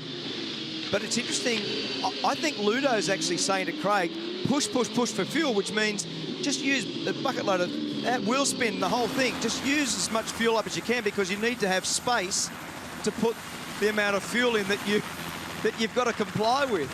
So extraordinary circumstances. We've never seen this. This is a weird ruling based on a race suspension and a time certain finish. So down the inside goes Dave Reynolds on Jason Bright. Now Jason Bright's in a very good position because we think that he's got the regulation covered. This is this wild spot up to turn 8, the 150 marker. They almost rub on the way into turn 8. That was very close. Good bit of driving by Jason Bright to do the crisscross, and here he comes back down the inside of Dave Reynolds. This is the battle at the moment for 8th position. Contact, awkward contact between Bright and Reynolds. So we're approaching 17-18. In fact, we've clicked it. It's that plus a lap. We think, and I emphasise that we're uncertain as this raging battle continues.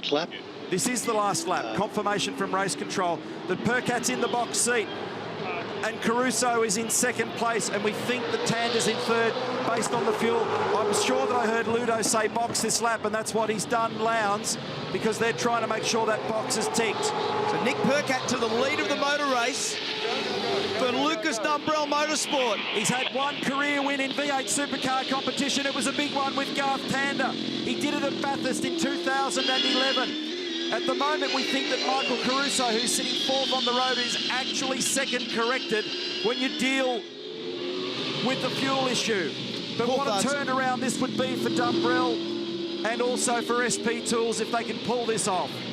So here he goes. He fires down the inside. Nick will have been told just to contain yourself because Coulthard is not done on the fuel drop at all, Neil.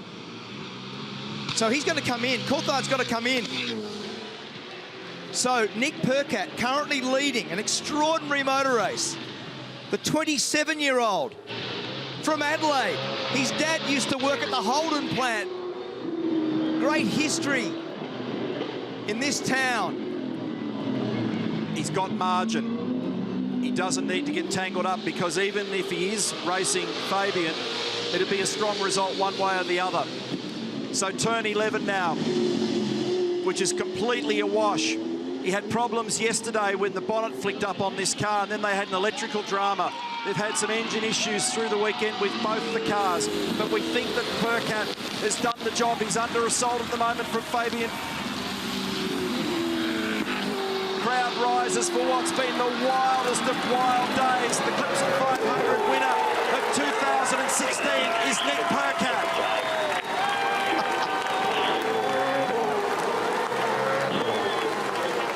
All subject to discussion, post-race brawls, protests, appeals and argument, you can guarantee. Long race, it all happened. What a great result for this young man. He's tweaking the brake bias and looking to do a bit of that flamboyant stuff. He started his career in Formula Ford. Look at the blokes from Lucas Dumbrell Motorsport. Barry Hay beside themselves down there. He's been a Formula Ford winner. He's been a Bathurst winner. He was runner-up in Carrera Cup. There's the team owner, Lucas Dumbrell.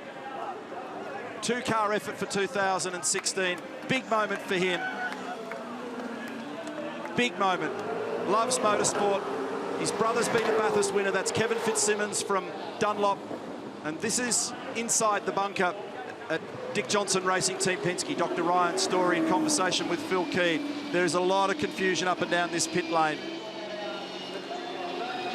So we think it's Percat, Caruso and Tander to be the podium the way we understand.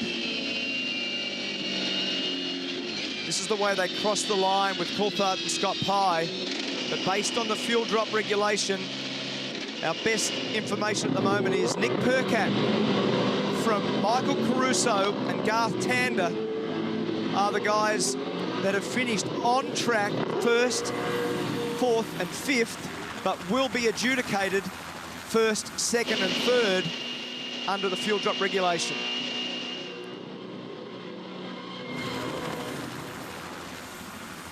I mean, you would have never have thought this was going to happen at the start of the day. I mean, well, I shouldn't say that. Nick's a brilliant young driver and he's doing a great job, but topsy-turvy, the way this is all played out. Congratulations, this is amazing.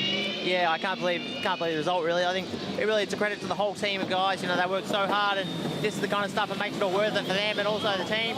It's great, you know, they have SB Tools on the first weekend for them, and you know, hopefully they're pretty impressed by it as well. But credit to Nick, you know, like I said, we probably weren't expecting anywhere near this kind of result, you know, yesterday, that kind of thing for the weekend. But I don't know, you know, Nick just drove his butt off, and a very good strategy by your boys. Yeah, Stucky did a great job, and Baz in there too, and Nathan, our data engineer, and God, it's just awesome, you know. I think the kind of stuff makes it worth it. Good on you, buddy. Cheers, mate. Thanks.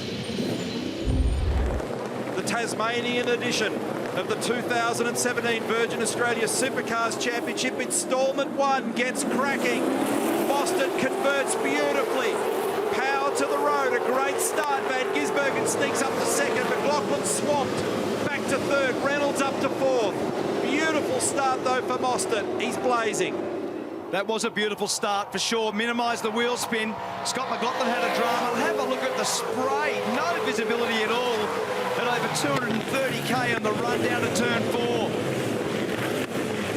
Being buried in that cloud is a nightmare. It's murky brown when you're in the car. You cannot see the braking references. Do they all get through the hairpin unscathed? Mostert has bolted. He's got a 2nd on them already, and he hasn't even got to the end of the back straight. Van Gisbergen gets on with it. Now McLaughlin finds his stride. Has a look down the inside. It's Whitcup up to 4th. Oh, Reynolds skates it wide down at 6. And 55 under investigation for that start. He might have flinched early. They'll look at that in Cam's race control. He's got 0.95 of a second, and he nearly ran wide. He has run wide. So Mostert's given away 4 spots, 5 spots. It might turn into 6, and he might still get a whack from upstairs. That's what happens when you're the pioneer. When you're doing it, he's in. That's a massive crash there for Tander. He's spun. That's Rick Kelly involved. Tim Blanchard, Moffat, they're all involved. Have a look at this. This will be red flagged. That is a massive crash. Red flag. All cars are to stop on the grid in order, please. In their current order, all cars to stop on the grid with caution, please. Di Silvestro, Rouleau, Moffat, Pye, Blanchard, Tander, Percat, Rouleau, I mentioned. My goodness me. That 11 cars. Is a staggering scene in Tasmania. And there's another Brad Jones car in there. After the difficult day they've had, Rick Kelly, massive damage on that car. That's Will Davison. That's decimated. That is huge. 1/3 of the field. The damage on the back of Courtney's car, both the Mobil 1 HSV cars are involved. Both of the Gary Rogers cars are involved. It's a car park at Simmons Plains. It's Taz Douglas just walking towards that's the front of, I think that's Courtney's car that's back there. Wow. Scafey, you did the count. I think you said 11 cars. Correct? Yeah. That's more than $5 million worth of racing cars sitting there. And most of them look like they're in a pile of trouble technically. There's a huge amount of damage out there. Early indications from the shots that we're seeing are that everybody looks as though they've been able to get out. Well, I didn't see Courtney. Did Courtney get out? Yes, he has. That looked like the damage to the right-hand rear. So for the first time in recent past, this man's outfit managed to get through unscathed. So Charlie's been in every war there's been recently. Charlie Schwerkolt, Preston Hire Racing, Lee Holdsworth. So the field's got back. Look at this damage. These are terrible scenes, folks. This is not what we like to see in this game. This is a car park of the very best cars and drivers. And it looked like someone was to the left of Tander, and that's how it started. They'd come out of turn 3. There's Percat with his arms out. Young Alex Rullo is the youngest man in the field, pucked in behind there. Tim Blanchard. And I honestly don't know how it originated, but definitely Tander got bumped from the left, and when he fired into the guardrail, then that just all unfolded from there. So I think the last one in the unscathed pack was Caruso. That's right. Yes. So that's 14 cars back at the grids. So Taz Douglas was the other car from Lucas Dumbrell Motorsport. That's Taz just in front of car number 3 with the right front corner hanging off that. And Scafey's just counting up cars here at the moment. Unprecedented scenes, and that... Sorry, it's 12 cars 12 now, cars. not 11. Yeah. So that's, we're looking at the rear of Will Davison's car there, and we're looking from James Courtney's car. Will Davison looks the guy that's been most affected. Beautiful start here by Chaz Mostert, got away. Well, now that's still under investigation. Yeah, possibly too good. So it's hard to tell because we don't see the light reference there, but they're looking at that. But that's the least of everybody's problems at the moment. So he skips away. And usually the trouble here is on the opening lap, either here at turn 2 or down at the hairpin. So looking across, McLaughlin went absolutely nowhere, but it might be that it was Chaz that bolted, but it sounded like it bogged down as well, which I reckon it did when you look at Van Gisbergen getting by. Comes a wheel spin. Listen to the wheel spin. And then we'll probably try to find another couple of cars for the visibility because this isn't too bad. Well, when you're up the sharp end, it's not too bad. But those that I made reference to that are down the order, they were just in a cloud, a murky cloud. Then we saw Mostert come unglued down here at turn 2, just as we've made reference to the problem for him being under investigation. He's understeered wide, went out into the gravel, and that's probably upset the natural order as he's dropped back in, and everybody has to then skip and move back and gets out of sequence. So I think he went back to 5th or 6th. On board now with Chaz. He's leading the race, crosses the control line, feeds it a couple of gears. This is 1, the little jump, and then 2. Gets caught in the puddle, big understeer, runs wide over the ripple strip. Now he gathers it back. There goes 1, 2, 3, 4. Now he's 5th. David Reynolds. 6th, and here's the crash. Now I saw Tander tangled up. Yeah, he was the one definitely tangled up. The problem is there it is, just back there now. So as this emerges now, you watch Tander's the one there. So whoever that was, which was actually Cam Waters was the one that was into Tander, and that's how that started. And it's a visibility issue. So, and that was monstrous contact that Will Davison had with Rick Kelly. That's the reason why he's hurting, because the seatbelts will have grabbed him. So Will Davison, this is looking from the rear bumper of Garth Tander's car. And that's Nick Percat, so that's a little bump. So they're vying for position, remembering it's really grip limited out of turn 3. So on the other side, there's another car there. Oh, you got a bump. So yeah, you definitely got a bump.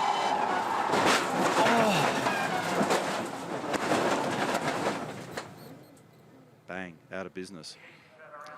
And so let's have a look again. So they're buried in the plume. Tander gets a bump. He tags Rick Kelly, and then it's just a mess. Tim Blanchard, Nick Percat, Will Davison cannons into Rick Kelly. Scott Pye's in there as well. It's like 10-pin bowling. Now let's ride with Will Davison. We'll just be quiet here for a sec.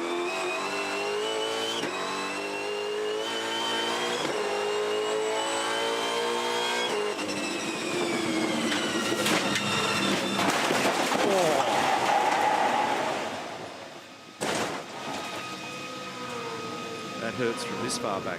That is a serious, serious accident. Another angle. And then it's a question of, I mean, people just can't react. I mean, there's cars flying everywhere. You've got no grip. You can't see. There's metal every which way. Now with Courtney.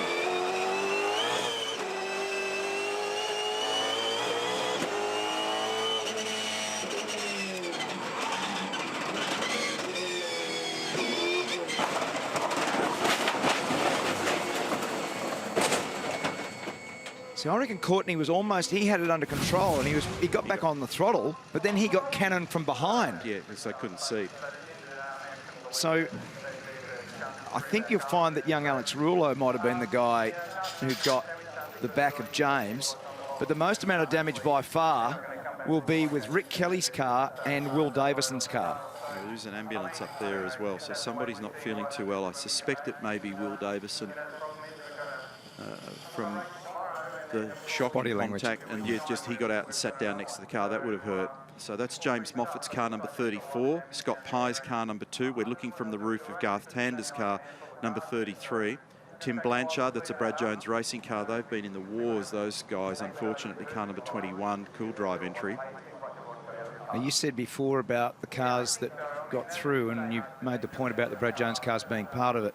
Slade probably had the least amount of damage. He actually trickled through the drama.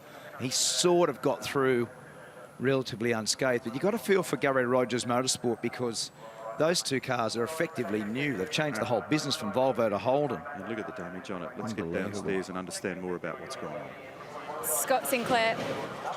That sound is awful, but Scott Sinclair, you're engineering Michael Caruso this weekend, but usually your natural duties are to overrun this team here at Nissan Motorsport. Rick Kelly's car's just returned and it does not look nice. No, I think that's the last we'll ever see of that car based on what we've just seen there. So definitely wrong place at the wrong time there. He was out in front of that carnage and just got tapped, and then obviously what happened, but you know, that's part of the business we're in, and we've had a pretty good run recently, but it's obviously come to an end there. So that's a good shame, and hopefully Rick's all right, and all the other guys involved are all right, and no one likes to see that stuff, but you know, we'll see what happens from here. In terms of timing, we don't have much time. Obviously, Easter break next weekend, then we head to Phillip Island. What does your workshop look like in terms of spare cars? Well, it's going to be busy now, and we're currently building a spare, which you know, we'll have to assess all the options.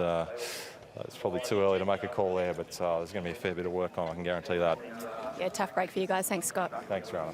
In addition to this massive incident, there may potentially be another story here, and it involves the pole sitter, Scott McLaughlin. Now, he is sitting, guys, just outside your commentary box at pit exit. He's come into the lane, and I've just seen Ryan Story and Ben Croak from the team hurriedly go to Frank Adamson about midway through the lane and ask for permission to possibly push that car back in the opposite direction, back down the lane towards the team garage. Now, they're cagey with me at the moment. They won't tell me if there's a problem, and Scotty does not want to talk, but we're keeping an eye on it for you.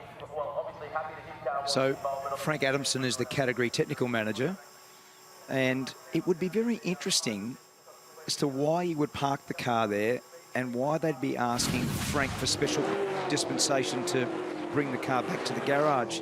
There's clearly something going wrong that we're unaware of. Now that, yeah, I didn't realise who Tander originally made contact with. So Cam Waters, definitely a big part of that. And he got Rick Kelly, but this accident, that one there, the closing speed for Will. That's, as you heard Scott Sinclair say, most likely KO'd car 15, because that'll have structural damage in the cage now. And you saw Todd Kelly also looking carefully at that car. And it's huge damage on the front of Will Davison's car, so that'll have chassis damage and chassis rail damage, no doubt, cross member and all the rest of it at the front of that car as well. So we're looking from Garth Tander's car. You cannot see a thing here. And he cops a whack. That was some sort of contact with Cam Waters. And then once cars are spinning every which way, all hell breaks loose. James, Courtney, first and foremost, are you okay? Yeah, I'm good. The cars aren't looking too flash down there, but Will's out. He's all right, so you don't have to panic. He's just hurt the family jewels a little with the impact, but no, it's sad to, I think a lot of people's weekends are going to be ended now, so it's not the way we wanted it. From your point of view, it was really difficult in terms of vision for us. So just from your point of view. Yeah, I saw the accident, so I was stopped. And then, a car behind me, I think it was Taz, didn't see that, the accident and just hit me flat out. So the Commodore's now a cruise. And then it fired me into Will because he'd gone off the fence on the other side and come across. But, yeah, the track was blocked. So I don't know why it happened, but, there was plenty going on. So do you think you might be out for the weekend? Yeah, there's a lot of damage to the back of it. So, but the boys are miracle workers. They'll hack into it. Starry will be able to get his gas axe out and start welding stuff, so he'll be happy. But no, we'll press on, see what we can do. I'm glad you're okay. Thanks, James. Cheers. So James almost threaded the needle there, and then he copped a whack from behind, and then it just got worse from there. So the origins of this are very hard to unravel, and there'll obviously be a deep and detailed investigation as to what's gone on. And that is a monstrously damaged Woodstock stock car of the Techno Autosports. That car will be close to throwaway as well. With that sort of damage at the front and then also down in the right rear corner. That's James Courtney's car. We just heard from James with Rihanna. And I'd be real surprised if that doesn't have rail damage at the front. I think I've called the wrong car with young Alex Rouleau. I think it might have been Taz Douglas who actually made contact with the back of James Courtney. That is, yeah.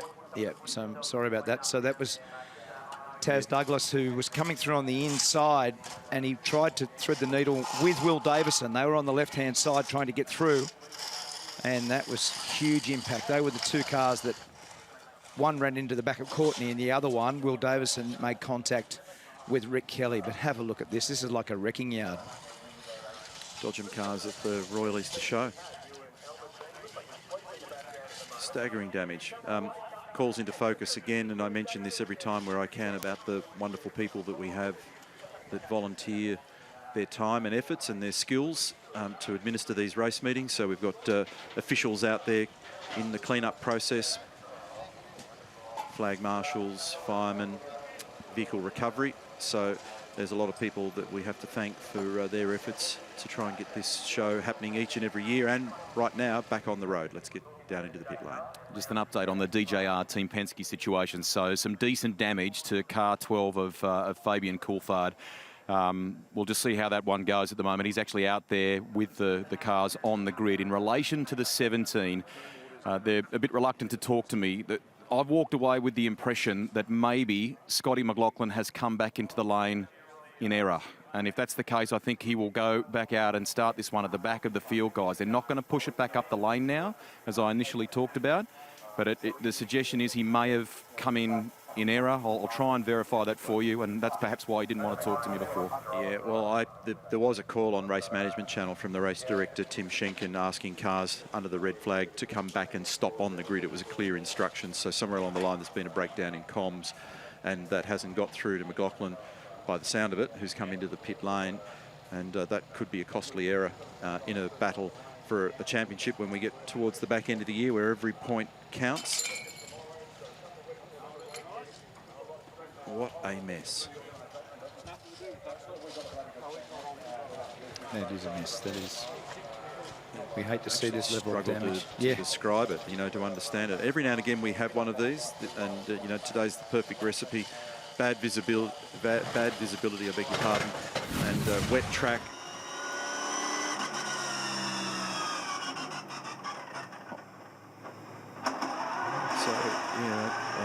So now whether he was called or whether he made that decision on his own, I don't know, but I certainly heard the call on my radio from the race director instructing all cars to come to the grid and stop. But what you've got to do, so you can see here, he's bewildered. He's the only one in pit lane, and that's a clear mistake. And there's clearly, as you said, a communications breakdown between the team and Scott. But what it will do is at the point of the restart, he's going to have to think about what he does. Look at the damage to the back of the Techno car. That's extraordinary. It's pulled the right-hand side rear corner right out of the car. All right, we're starting to get down to the really sharp end of this one now.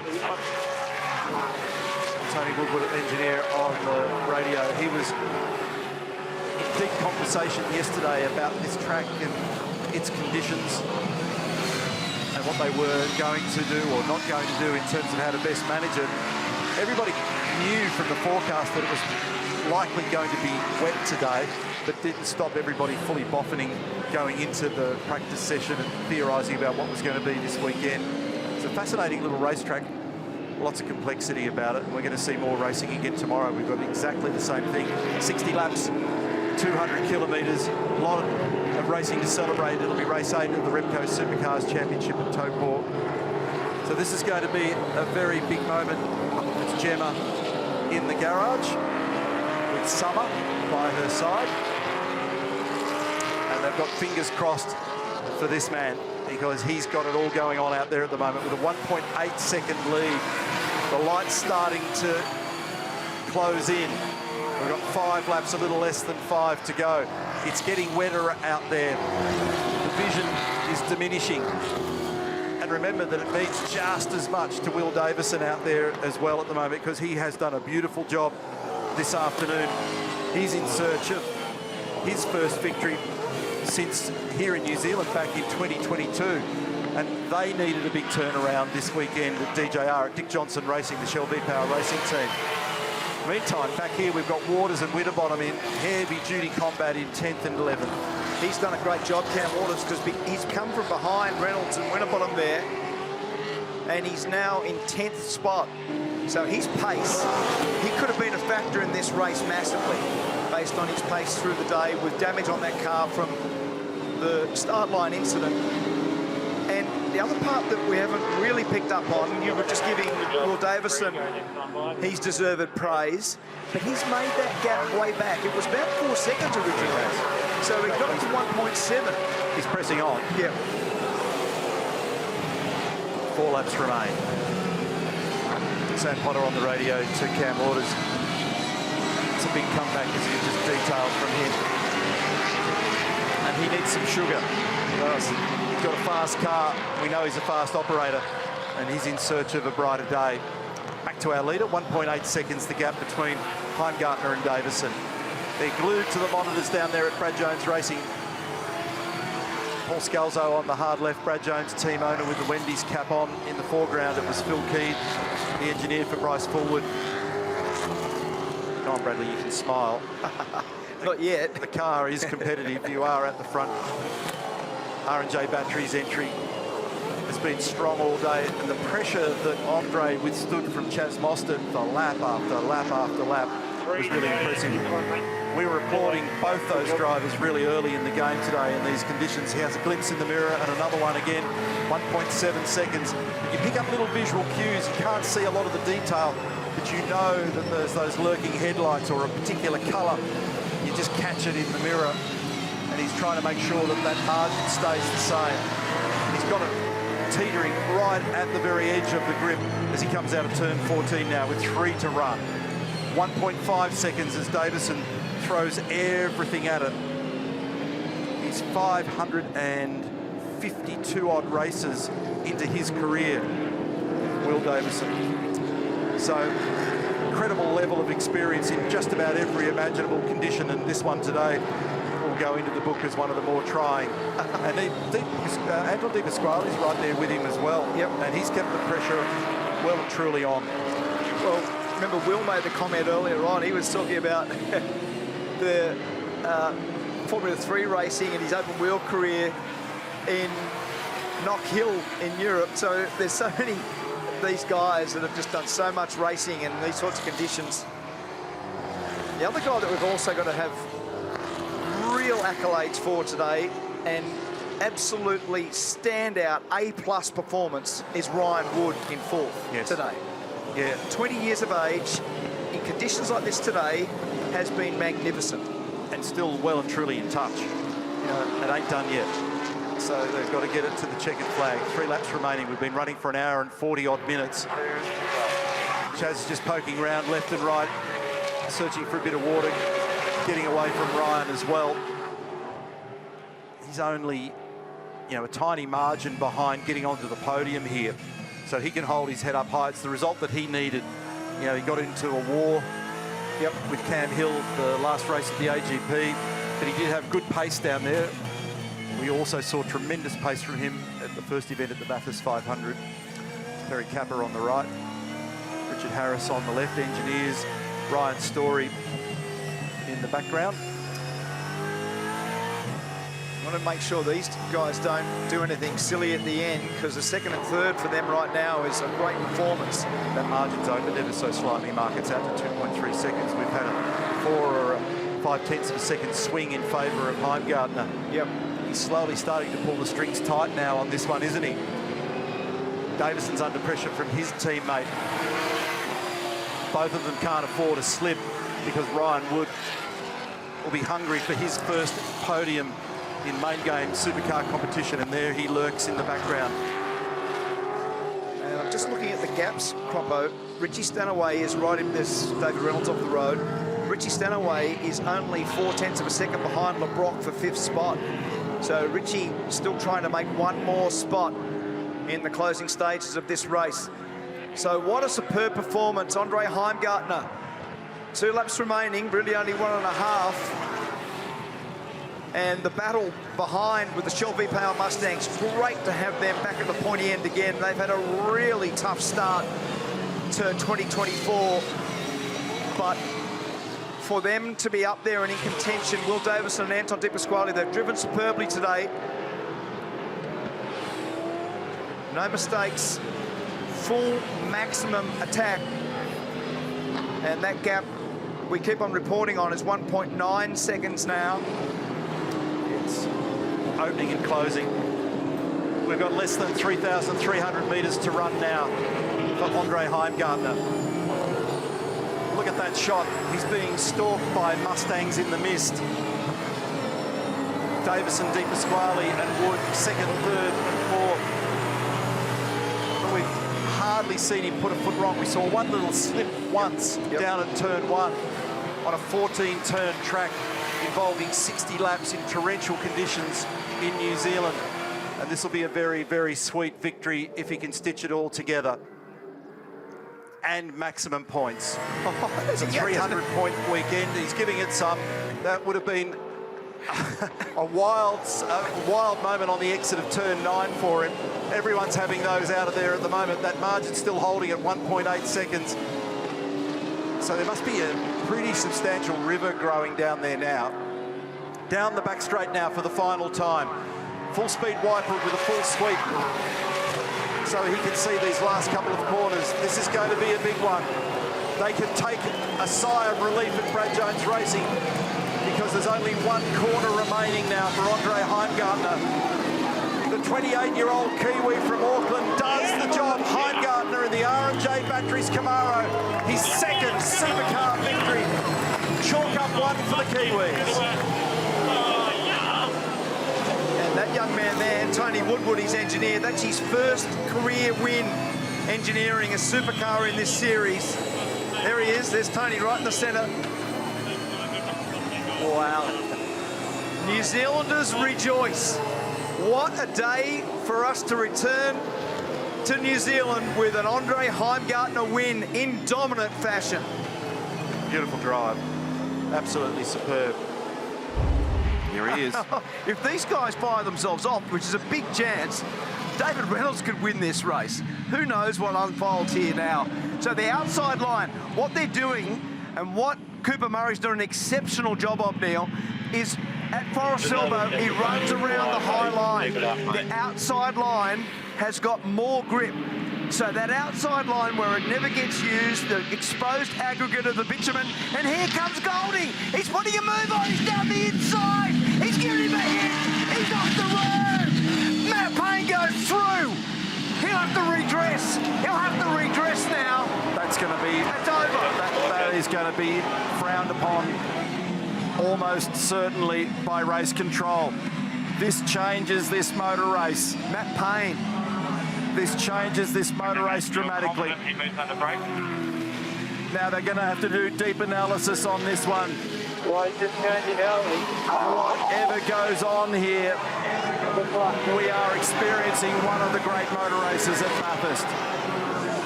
And we knew that this was brewing. Let's have a look at the replay.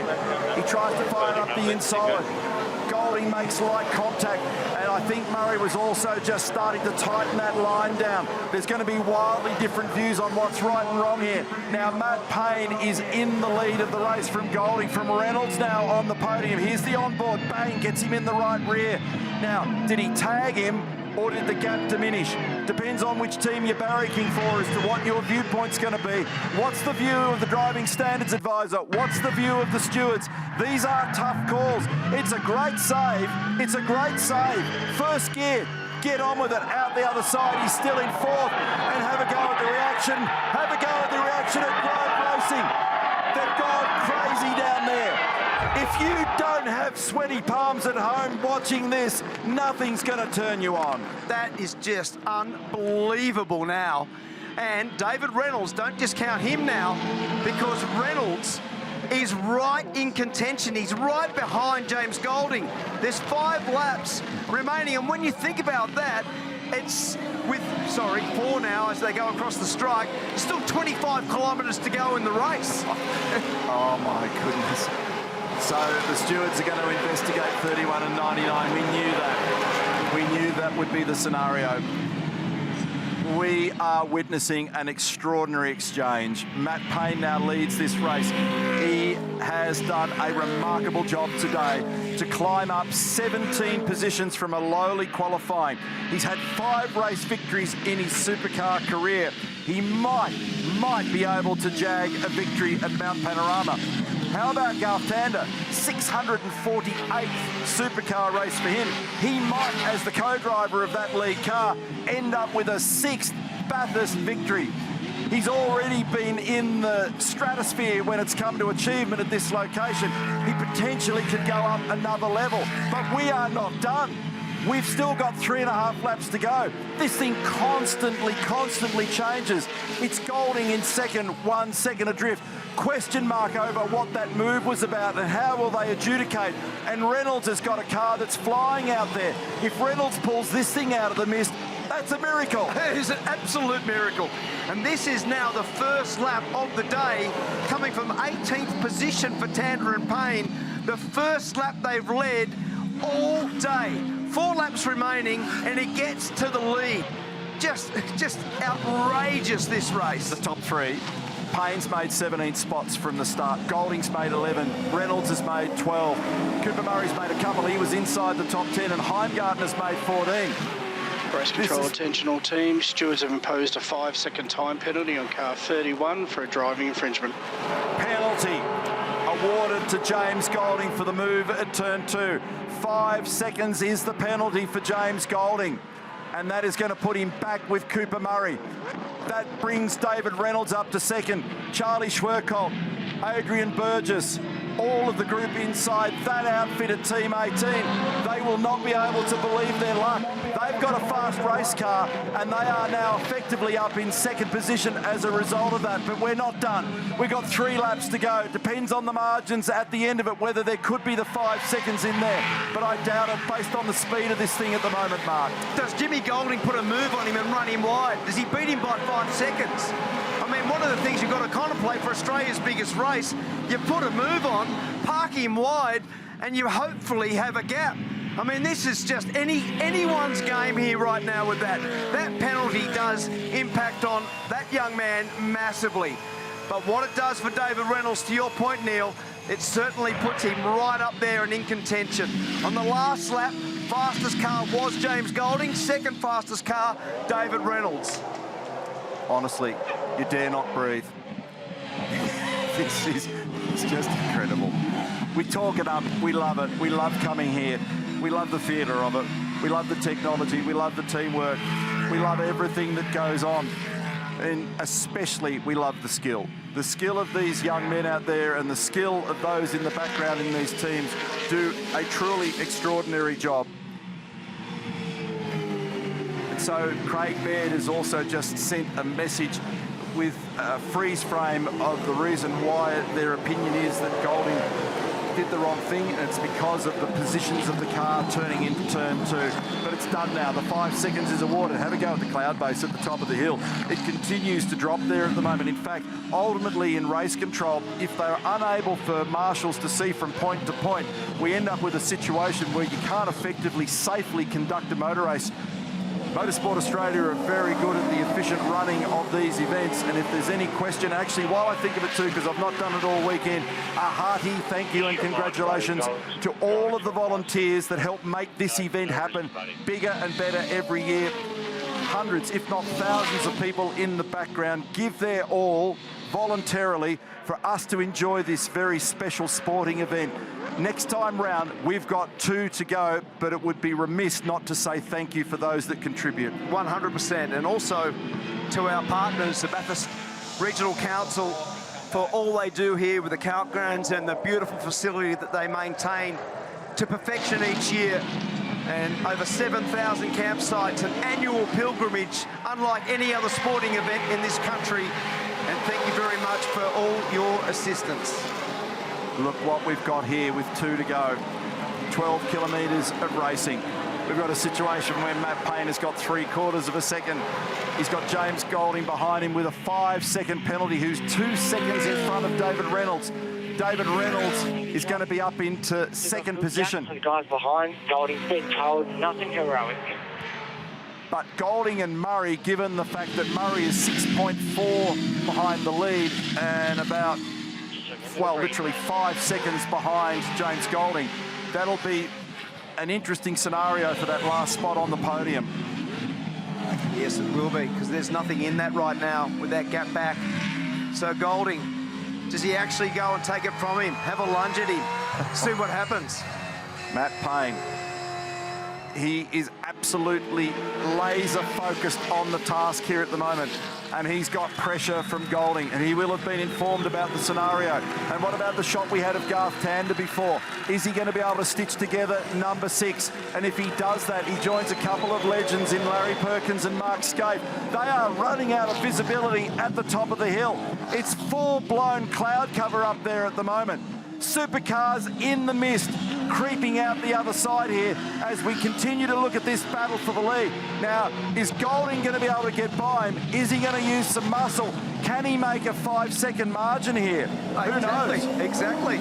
Oh, big slide there. Slide there on the exit for Payne. So as he got on the throttle and he tried to accelerate the car there, it escaped sideways on him. He had to gather it up. So does Golding now just go, wham, I'm going to fire down the inside. That's Garth Tander. He'll be contemplating life as we speak, because this is a massive He's getting moment. there. He's getting there. He's right up the inside. This is a big, big moment. That's a brave place to be. Is he going to be able to hang on? Are either of them going to be able to hang on to it? Golding doing everything in his power. I'll bet there's butterflies in the tummy of Garth Tander there at the moment. On the run down to the final corner. Payne from Golding. Reynolds in the background. Golding down the inside. Golding down the inside with 1 to go. Can he make a margin of more than 5 seconds? That would be an unbelievably tall order. We have got 6,200 metres to go in what has been one of the all-time Bathurst 1000s. But Reynolds is in now. Reynolds is in this battle. Can David Reynolds pull off something truly extraordinary? People are going to have nervous breakdowns. They're going to burst into tears. Anything is possible here at the moment. Oh, he's lost it. Oh, good save, but he's run wide. Now David Reynolds has got to get off this corner and get up to the back of Matt Payne. It escaped sideways under brakes for Golding. He's holding it on the inside. You don't want to be wide. And now David has a look down the inside. He's got around the outside. He'll be on the inside of Matt Payne. He'll be on the inside. He had a run and he missed it. Yeah, we saw it, mate. We saw it. Emotion in the garages. Everything to play for. We are completely out of breath up here. Golding's got the lead. He's got 3/4 of a second. That's David Reynolds. He's third at the moment, but on correction, resumption, that turns into second. They are feeling their way across the top of the mountain. You cannot see squat up there. You cannot see where you're going at the top of Mount Panorama. What a way to finish this motor race. What an extraordinary day. Here we go, David Reynolds. He's got to get off the dipper.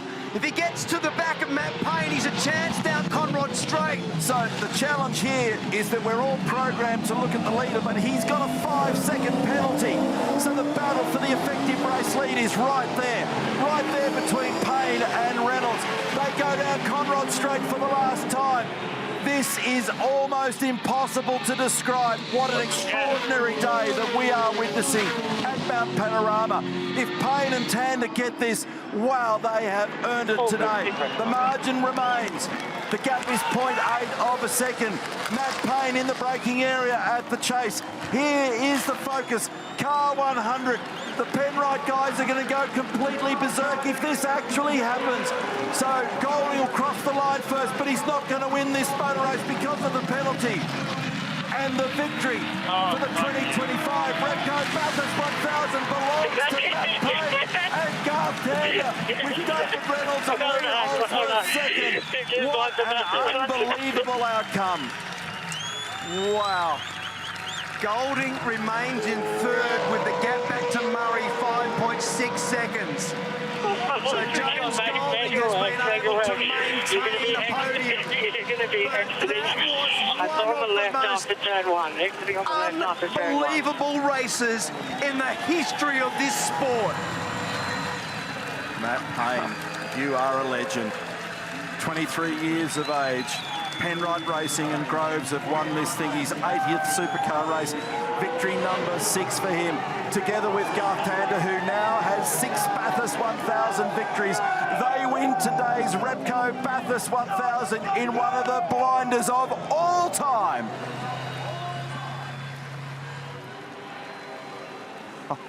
I am going to lay down. Can you believe it? My voice is smoked.